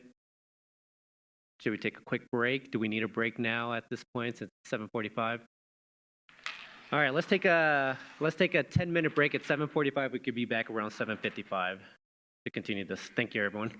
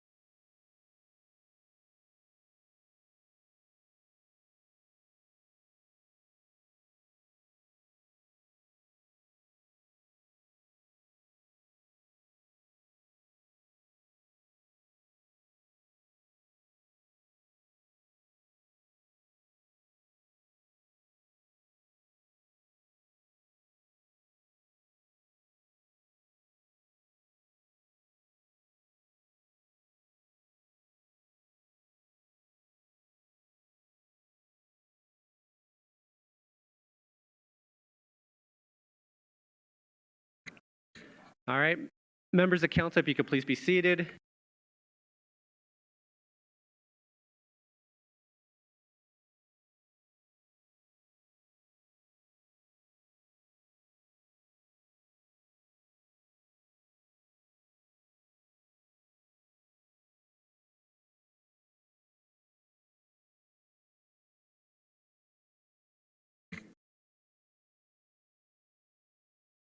All right, everyone, we're back. I'm starting to sense that we're fatiguing here, so let's try to get through these two remaining outcome areas. Maybe wordsmith some of these potentially, but let's hold off on maybe the metrics for another time. I think that just would take a little bit too much time. So let's just finish off safety and public service delivery in terms of outcome areas, identify some goals, and then we'll see where we're at and figure out what else we can fight off tonight. So everyone get with that? All right, so anyone have a preference? Should we just move on to safety? All right, let's start off with safety. Any outcome areas here that, or excuse me, any goals that we should align here? Let me get back to that.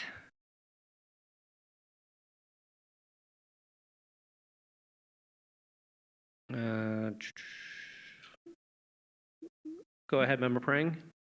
Thank you. Under safety, I would like to see us have a goal of a comprehensive quarterly report from the police department on some of the statistics that are already being tracked, but also inclusive of things like use of force, maybe even contemplating access to data, some of the conversations that we've been having recently, just to, because there's been so much conversation from community members to individual council members, just creating that transparency piece a little more strongly. And we already had in the draft version an area that focused on transparency and education.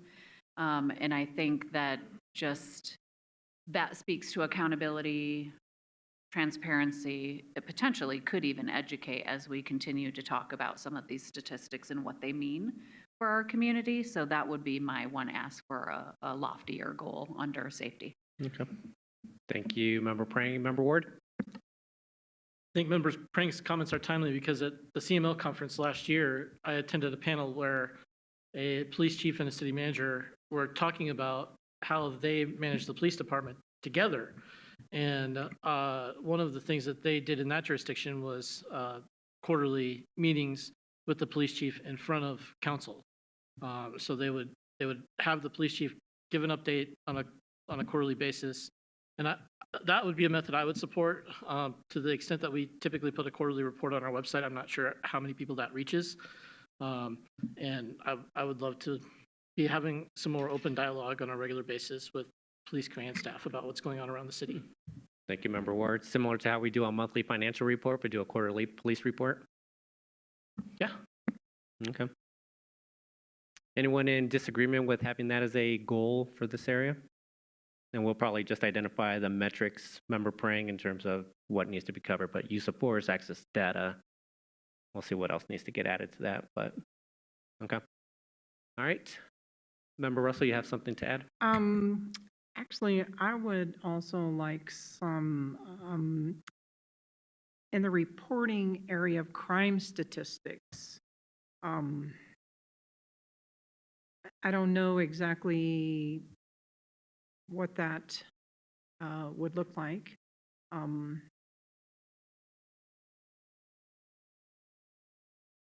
Actually, I think Chief Jackson would love to come over here and talk to us. I was going to say, I think Chief, I was going to say, Chief, you guys release like a monthly crime statistics online, don't you? We do. Okay. And happy to present it, or if that's more transparent, I do recognize some people don't utilize social media. Okay. That's no problem. I guess as we move forward to metrics, I would like some, I'm not sure about the data, how you all would like to see that. Right. But certainly the crime stats or kind of hotspots or things that we're working on, initiatives, things like that that are popping up. Okay. That's no problem, and maybe this is a good way to work around social media type things. Okay. Thank you, Chief. Absolutely. I think that could tie in with the quarterly. I was going to ask, is that where you want it? Is this where you were thinking you would like to see it Yes. as part of this same goal? Yes, I think so, because if the chief of police and the city manager are coming and talking about that, then it would be open to us for questions, and the public, there's a lot of public that, would watch that also. I think that would also make things more open and transparent between the police department and the community, because there is a significant number of people that don't have social media. Right. Probably, especially the senior citizens. Yeah, I was going to say, so Chief, I know that just recently you've been meeting with South Broadway businesses, I guess on the north side of Hampton, that I'm at least aware of, right? To speak about, obviously, the unhoused population and some of the challenges that they're facing. So that would be, I guess, since you were talking about hotspots, yeah, as part of this quarterly report, just providing what the big items that you've been discussing as a police department with the community. Yeah, I could probably use a better term than hotspots. Just general topics of conversation that are Right, coming yeah. up in these things. Certainly, I'm open to suggestions when you are all out visiting with your constituents. If things come up, we're always receptive to. Sounds good. I think you generally send those to me through the city manager. So Right, okay. No, that sounds good. And one other thing I would like to see is traffic enforcement. I was talking to a constituent, and all of these things that we're doing currently with the roundabouts and South Broadway complete streets, and traffic light timing, traffic calming, roundabouts, bulb outs. This person characterized that as passive aggressive traffic enforcement,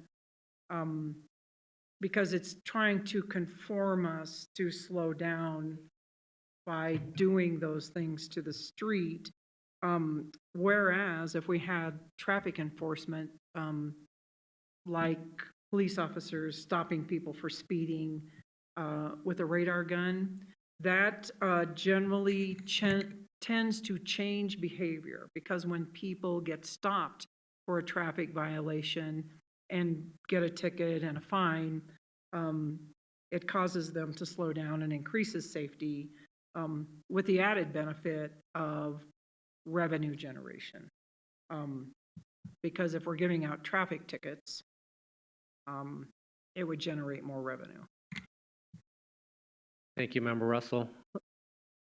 I'll go back to that. So Member Summerson? In the draft plan, in this particular draft, it's innovating in policing. But I like the concept of innovation and maybe even thinking about it a little bit differently than it was originally written. But I think about the co-responder program. I think about restorative justice. I think about those things where we can continue to think about that evolution in those two spaces and how those impacts benefit residents, visitors, businesses. And so I'd like to see some goal around innovation, but maybe have it a little bit more broadened than just simply technology.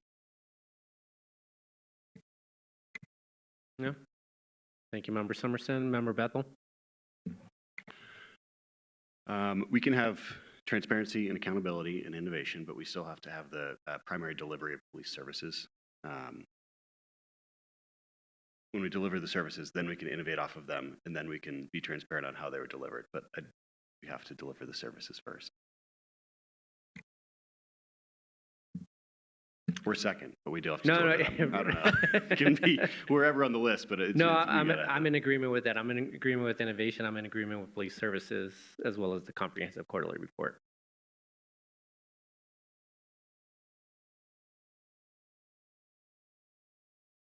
Member Summerson? Perhaps thinking about the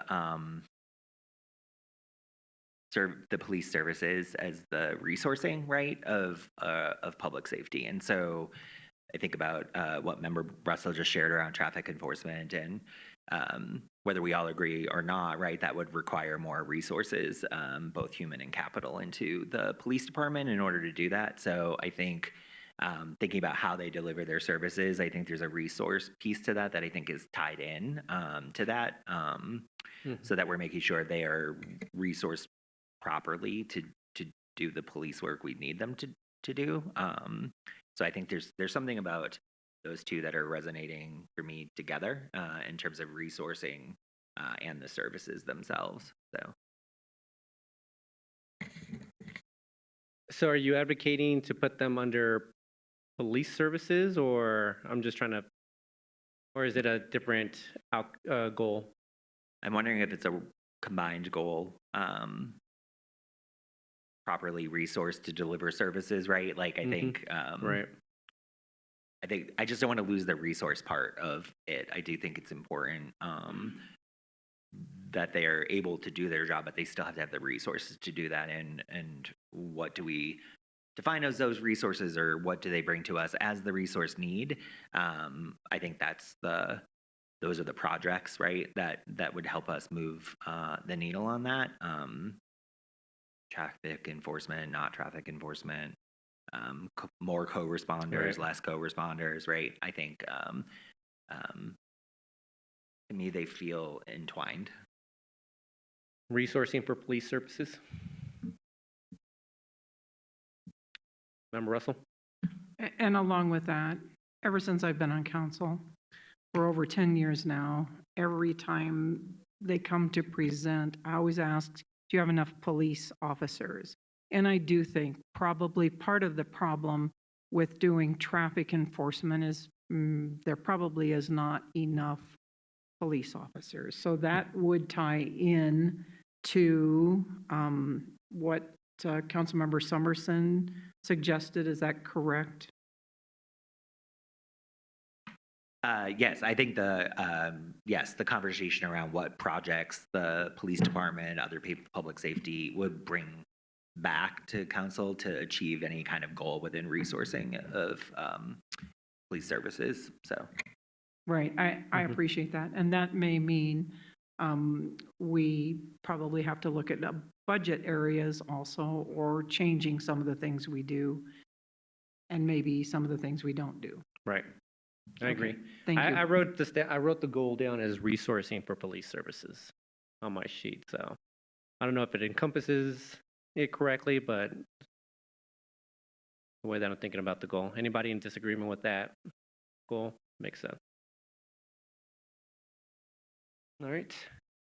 Anything else under safety? Go ahead, Member Pring. I just want to make sure under transparency and accountability that does translate to the quarterly reporting and conversation that Member Ward asked for. So that probably is something lower beneath metrics, but I just want to make very clear. Yeah. And I'm happy to provide some further details on kind of the pieces that I think we could report on. And then I also would make an ask as we're thinking about that area, to consider when we're reporting things like crime statistics or like the hot list hits. Easy for you to say. There we Yeah. go, something like that. That we're looking at some sort of comparison data too. So like, instead of just this month's data, like can we have last month's data with this month's data, and we can see where that needle has moved? And so then we're like be able to see that really clearly and transparently month to month. But then, maybe in our quarterly reports or in a more comprehensive, fuller discussion at the end of a year, we can really talk about, are there any trends we're seeing with that, needle shifting off and on throughout the year? Because I think that could really, we've done some of our community surveying, and there's a lot of sentiment about feeling safe. And so if we get better at how we're presenting our statistics over time, I think that can help increase that feeling of safety. And maybe that's, part of what the large scale metric is around that. Yeah, and even if we were to also present like same time last year, like the data, same quarter last year. And even if we weren't tracking those metrics the same, it would be good to know that. So if the number did jump up, but we said, well, we weren't really capturing every single time, or whatever the reason happened to be, it gives us insight into why the numbers moved. So. Exactly. And then I just did want to point out that I feel like under safety, when we were in the retreat, we talked about services for homelessness. We did. Or the unhoused fitting under safety.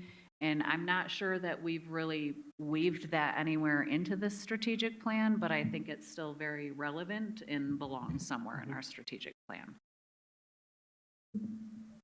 Yeah, it's actually, yeah, provide services to the unhoused. It's how it's written currently within the draft. So I think it's still something we need to capture. Still an important area. So provide services to the unhoused would be a fourth.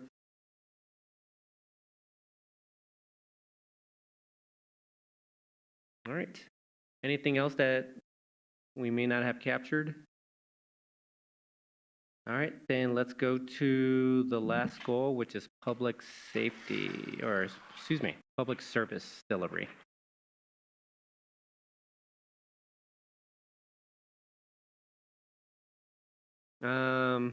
Effective steward of finances. That should be one, yeah. So it's like manage risk, respond to community needs, community engagement, process improvement, police and policies and procedures.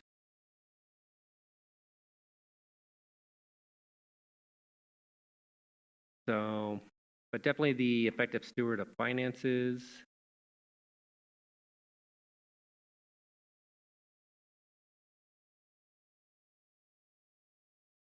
I feel like some of these can be grouped together. Potentially respond to community needs with community engagement.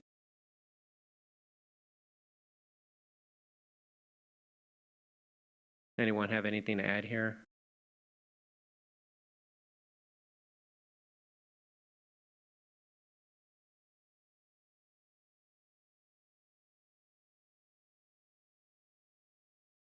Go ahead, Member Summerson.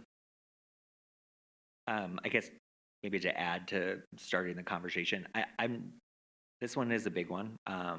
As Member Ward pointed out earlier, right? This is some of where we may feel like the meat and potatoes of the city is in this particular part, right? But I also want to think about what would be a vision and goal for our delivery of public services, not just maintaining the status quo, which is important and operational, but where are there opportunities again for improvements or marked change, and thinking about how that might, the finances being one of them. I know there's a lot of conversation with the advisory committee and about some protocols there. That might be one. Community engagement, right? The expansion that we've been talking about in that particular space might be another. There are probably others, but I think what is visionary about how we might be able to deliver some of these public services differently, or more efficiently in the next 5 years. Yeah, no, that's a good point. I'd like to see community engagement on here as a second one. And kind of to your point, like just elevating where we are today. We're doing a lot in this space, but there's always rooms for improvement. There's making sure we're kind of like when we were talking about the business community where we're the underserved, or somehow to kind of make sure that we are engaging all aspects of the community, something like that. But obviously we can figure that out as part of a key project or metric. So community engagement would be a second. Is there a third we want to add here?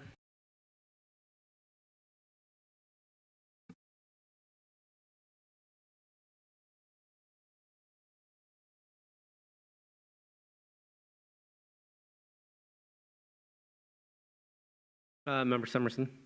I just want to add on to the community engagement for pin for thinking too. I think it is inclusive of, but not exclusive to, the work the communications department is doing, right? I do think there are the tours that South Platte Renew. There's just a whole host of other ways that our staff engages the community consistently and regularly. So I just want to make sure that when we're looking at the metrics later, and that we're inviting those key projects back to move the needle on that one, that it is a broad thought group through the city that's bringing some opportunity back in that space. Good point. Member Bethel? I like the goal area responding to community needs. I think that gives us an open-ended area to build in things that might change or adapt over the next 5 years. All right. Thank you, Member Bethel. Member Russell?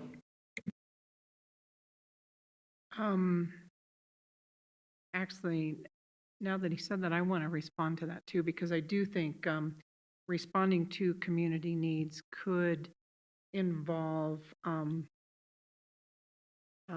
dispatching fire department and dispatch times. So those could fit under there too, correct? That's the other thing I wanted to talk about, community engagement. And I think this is maybe something that we don't think about. I think a lot of times staff may think about what makes my job easier, how can we do this easiest? Like today, I called the city and I got an automatic message, which is okay, it works. But if somebody calls the city, a citizen, and wants a department and gets a person, that is a touch point that would help reach certain demographics, because there are people that don't do internet and all of that. But you know what I hate? When I've been on the phone so much in the last couple of weeks to the phone company, there are so many messages you have to wait forever. Having somebody answer that phone, a real person, would change things, I think, in the city of Inglewood. Maybe help, engaging the community in a way that people respond to. Thank you, Member Russell. Member Summerson?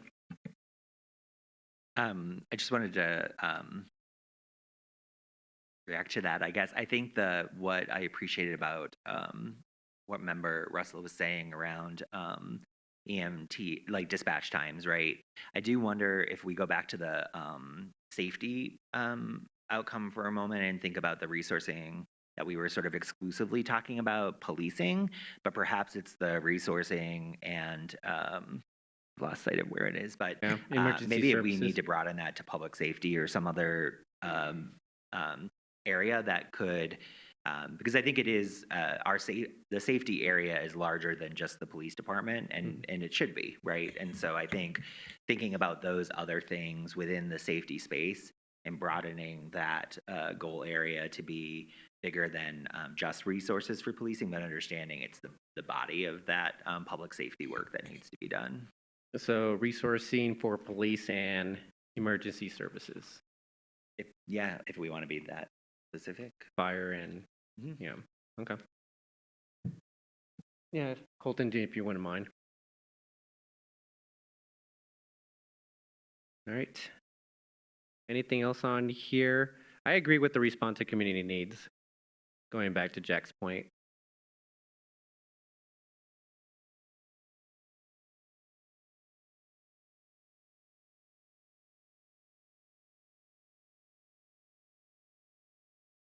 I also feel that managed risk probably falls under effective steward of finances for some reason.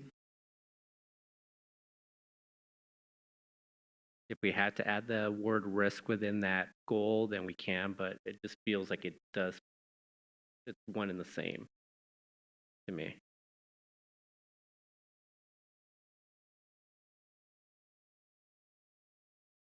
You mind adding risk to that top one as well, steward of finances and risk? We'll figure out how to word it, but is there anything else that we may have missed on this one? I think it does capture everything potentially.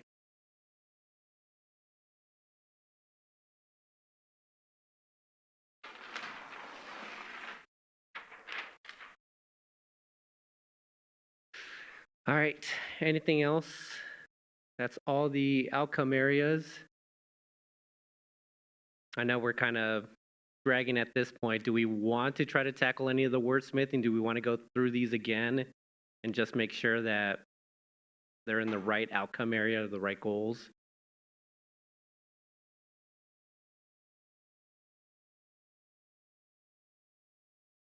So actually, I guess I'll just rattle them off and then. So yeah, I'll just rattle them off and then just see if anybody has anything to say. So for public service delivery, we have effective stewards of finances and risk, community engagement, and response to community needs.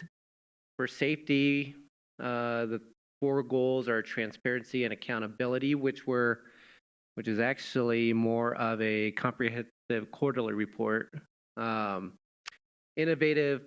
Innovation in policing, resourcing for police services and emergency services. Actually, yeah. So resourcing for police and emergency services. Provide services to the unhoused. Livability is multimodal transportation, accessibility, universal design, yeah. Lifelong learning and recreation. For infrastructure, we have water systems and cybersecurity risk and data retention. For economic vitality, we have business, what is that? Attraction, yeah, there we go. Business attraction and retention, we don't want attrition. So second one would be business-friendly environment. And then the third one there is, what is that? Business diversity. All right, for sustainability, we have resource stewardship, air quality, and emissions. But actually, did we not decide that we were going to put that under climate adoption? Is that kind of where we were leaning on that?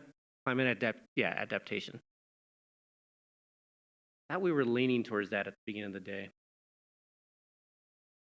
Yeah?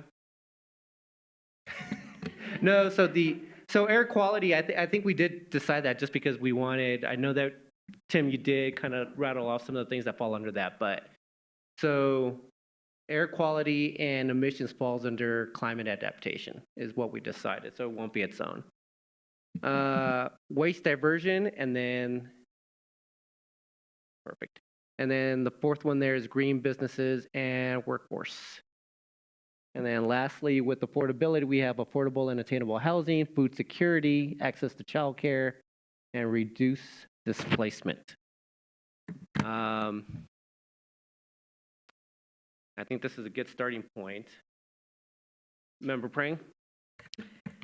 I think it's a good starting point too, and then I think we need some words to create actual statements, like goal statements out of these, and I don't know how we approach that piece, or who has maybe a skill set in that area that I don't think I'm the right person to do that. I feel maybe Member Summerson has some skills around that or interest in that. And I would be happy to maybe assign some task around that to see what he could help craft and bring back to us, and maybe even in conjunction with conversations with city staff to do so, just to make sure that, I mean, I think this is great work that we've done tonight. So kudos to all of my peers sitting here. Like, I think we should be very proud of where we landed, but just to make sure that we're kind of hitting the mark right and what we want to do around each one of these bullet points, I think needs some work before then we can get to the metric piece of things. Member Summerson? Well, I got called second, so I guess I can't offer Member Prang the opportunity to take the first stab at this. I guess I had a process question, right? Which is, okay, this is a good start. How my brain works, I need to sit with this, right? I need to think a little bit more, take the whole full conversation we've had within each of these. And so I guess it was good to go through, just make sure there are no other like things that feel completely wrong or that we aren't aligned on would be really important right now, so that we can walk away with these 7 sheets and and make that next step. Yeah, does anybody have any issue with what we have so far under these goals and outcome areas? I'm pretty happy with it, to be honest with you. So I think we're at a good place now. And I'm not sure if we want to assign one for each council member. So I was talking with Tim during the break. So we are thinking we're not going to get to the metrics. I think the earliest we could probably have this meeting would be the meeting of June 15th for the next study session to discuss the wordsmithing on these or make these goals actionable, as well as providing metrics here. If not, it'll push into July, but that would be the earliest that we would get back to this strategic plan. So with that, was saying that, it was like I would not mind each council member taking one, making these goals actionable, or rewriting this to make these goals actionable, and then we would then discuss that during the next meeting that we have on the topic, and then also address metrics. So, but Member Summerson, go ahead. I agree with that approach. I guess the part that I want to make sure is maybe moving simultaneously, since a lot of that work has been done either through the plug-in plans or through the contributions that have been made by city staff in the current document, that there may be opportunity for staff to begin to think about the key projects that are going to align to these outcome areas and to the sort of rough idea of these goals, even though they may modify or tweak slightly. It seems like there's alignment around the room around these outcome areas and goal areas, and so I would hope that maybe we can move those two trains down the track, so at the same time.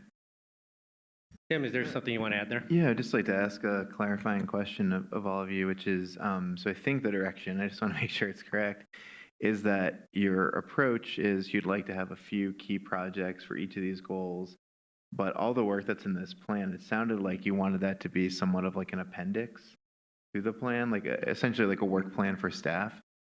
Is that generally what I heard? Did I hear that correctly? Yeah, I'll let members of council weigh in. So, Member Prang, your light it's been on, but I don't have anything on that Okay. to weigh in on. I was just going to really support your idea of each council member taking an area. I think that sends a strong message of ownership of this strategic plan, and that we're, as a governing body, coming together to do the work together. And so I just really celebrate that idea. Yep. Thank you. Thank you, Member Prang. Member Summerson. Yes, I think the idea would be that some of these key projects that have been listed are likely still important projects, whether they align with a particular goal. I think where it comes down to then how we would prioritize resources or whatnot over the next 5 years will be driven by the plan. So I think it is sort of taking a look at what key projects that are in the plug-in plans, what key projects that had made it into this strategic plan, and thinking which are the best ones that are going to help us move whatever that needle is. I think also having done a little bit of that by the next time we meet, that might inform what I think should really be probably a collaborative conversation on the metrics, so that we may be able to use that time effectively to work together to come up with these metrics that then will align with the projects, that then align with a lot of what's called metrics and stuff in here now that are really work plan KPIs for staff to know we need to hit this in order for it to move that. All right. I'm in agreement with that. I do feel that it should be part of the appendix and not part of the strategic plan. Okay. And then Mara, so certainly what Colton and I can do tomorrow is obviously send this out to all of you. Certainly I could just say for you to send, your work to Colton and I to compile it. A director though did share an idea with me that I wanted to share with all of you is would it make sense for each council member who's working on a different section to have a dedicated director or staff member who's working with you on it? Or would it make sense for you to just kind of reach out to whoever you need to reach out to, and then when you're done to just send it to Colton and I? Well, if we're only going to be doing the wordsmithing and making it actionable, I'm wondering if I don't think that we need. Yeah, I was going to say I don't think we need to tie in director's time on that. Yeah, because I think we have the information here. We just want to make it, more of an action statement of what it is that we're trying to capture. So, but yeah, if members of council want to, feel free to reach out to Tim and Sean and get aligned with the director if needed.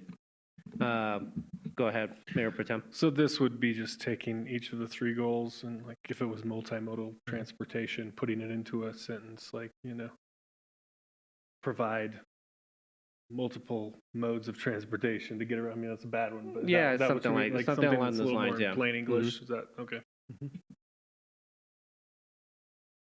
Yeah. All right, Member Prang.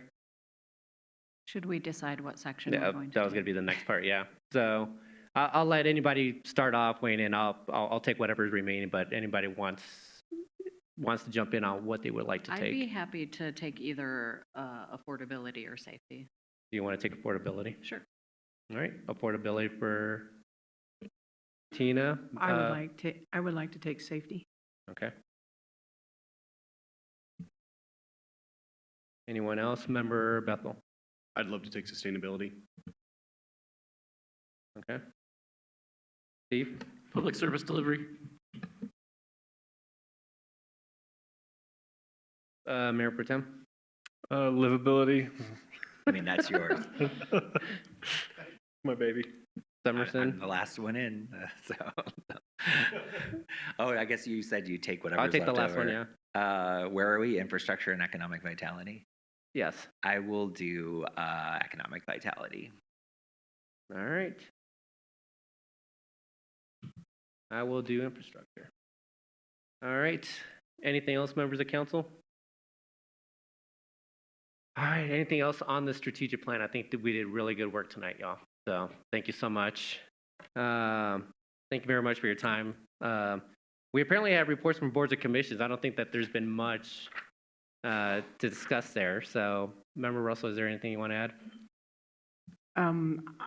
I think, Member Ward, are you going to talk about water and sewer? I'll give a report on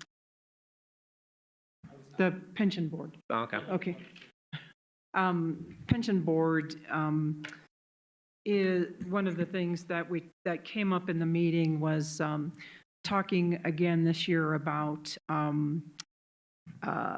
the old hire police and fire pension board and putting the stipend in the budget this year. And it also came up that I believe at the next meeting we're going to talk about perhaps figuring out how to put this in, I don't know whether it's an ordinance or whatever, to make it perpetual. So council doesn't have to dictate it all the time. It will just automatically come up every year.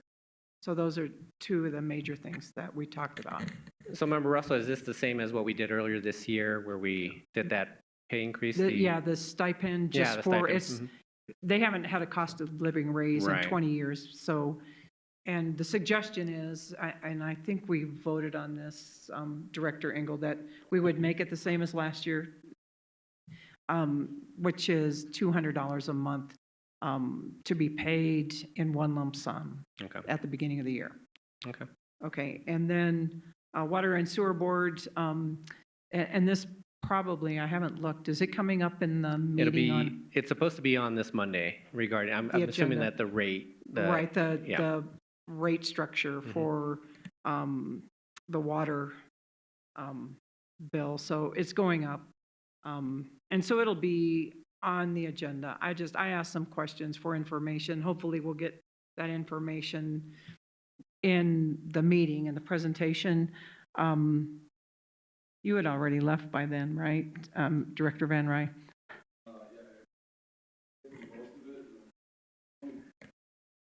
Okay.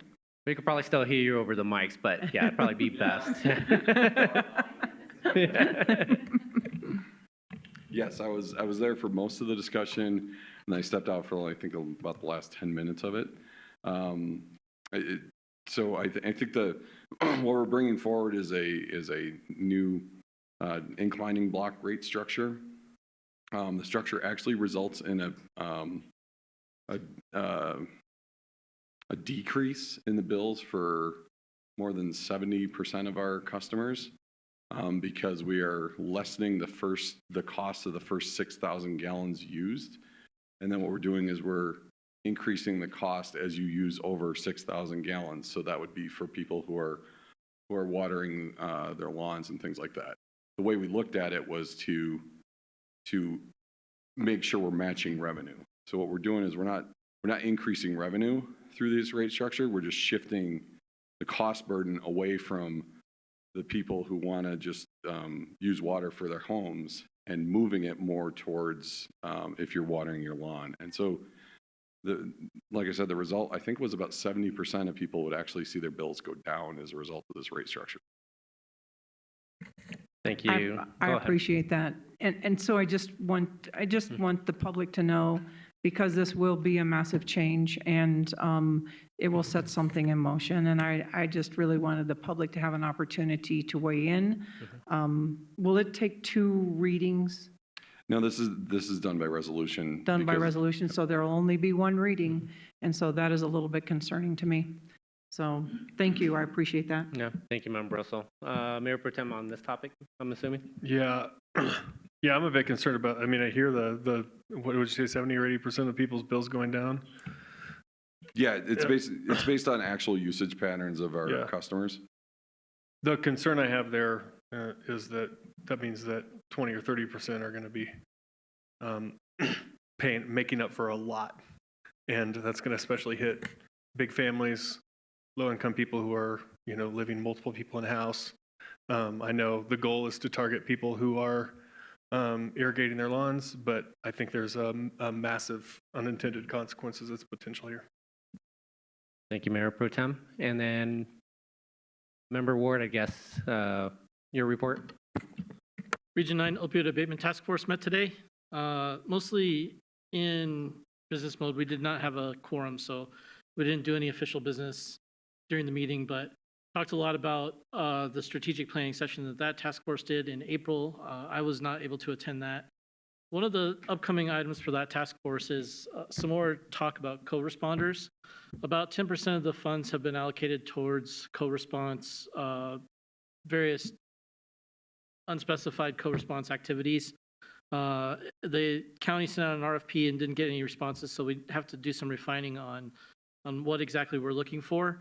And I think it would be beneficial to Inglewood if we sent a representative to serve in a technical advisory capacity for the next several meetings in order to ensure that when we're talking about co-response, we have someone at the table who can talk about it in a more educated manner than yours truly.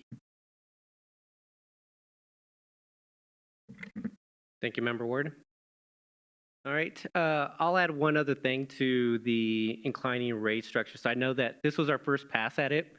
And Peter, no, just the one thing, that there's the one takeaway that came from staff as part of that was that the changes in rates based on the water usage are actually quite small, but there are, like you stated, like those that are only watering or only using indoor use are going to see a decline, but then the other rates, it's not a huge jump in terms of rate, but it is inclining. So do you want to just add anything there? That's exactly right. And we'll go into this on Monday. Yeah. And when we looked at the shifting from the declining block rate to the inclining block rate, what we were trying to do was incentivize some amount of conservation, but not penalize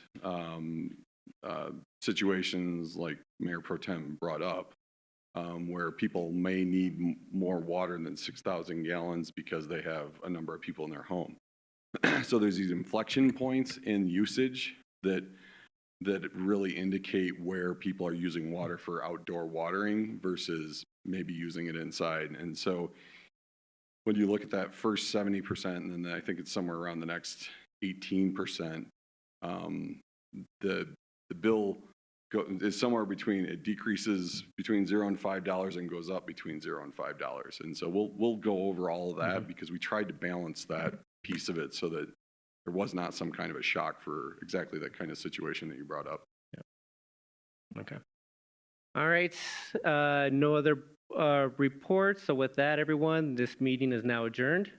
Everyone have a great evening. We will see you Monday night. Thank you so much.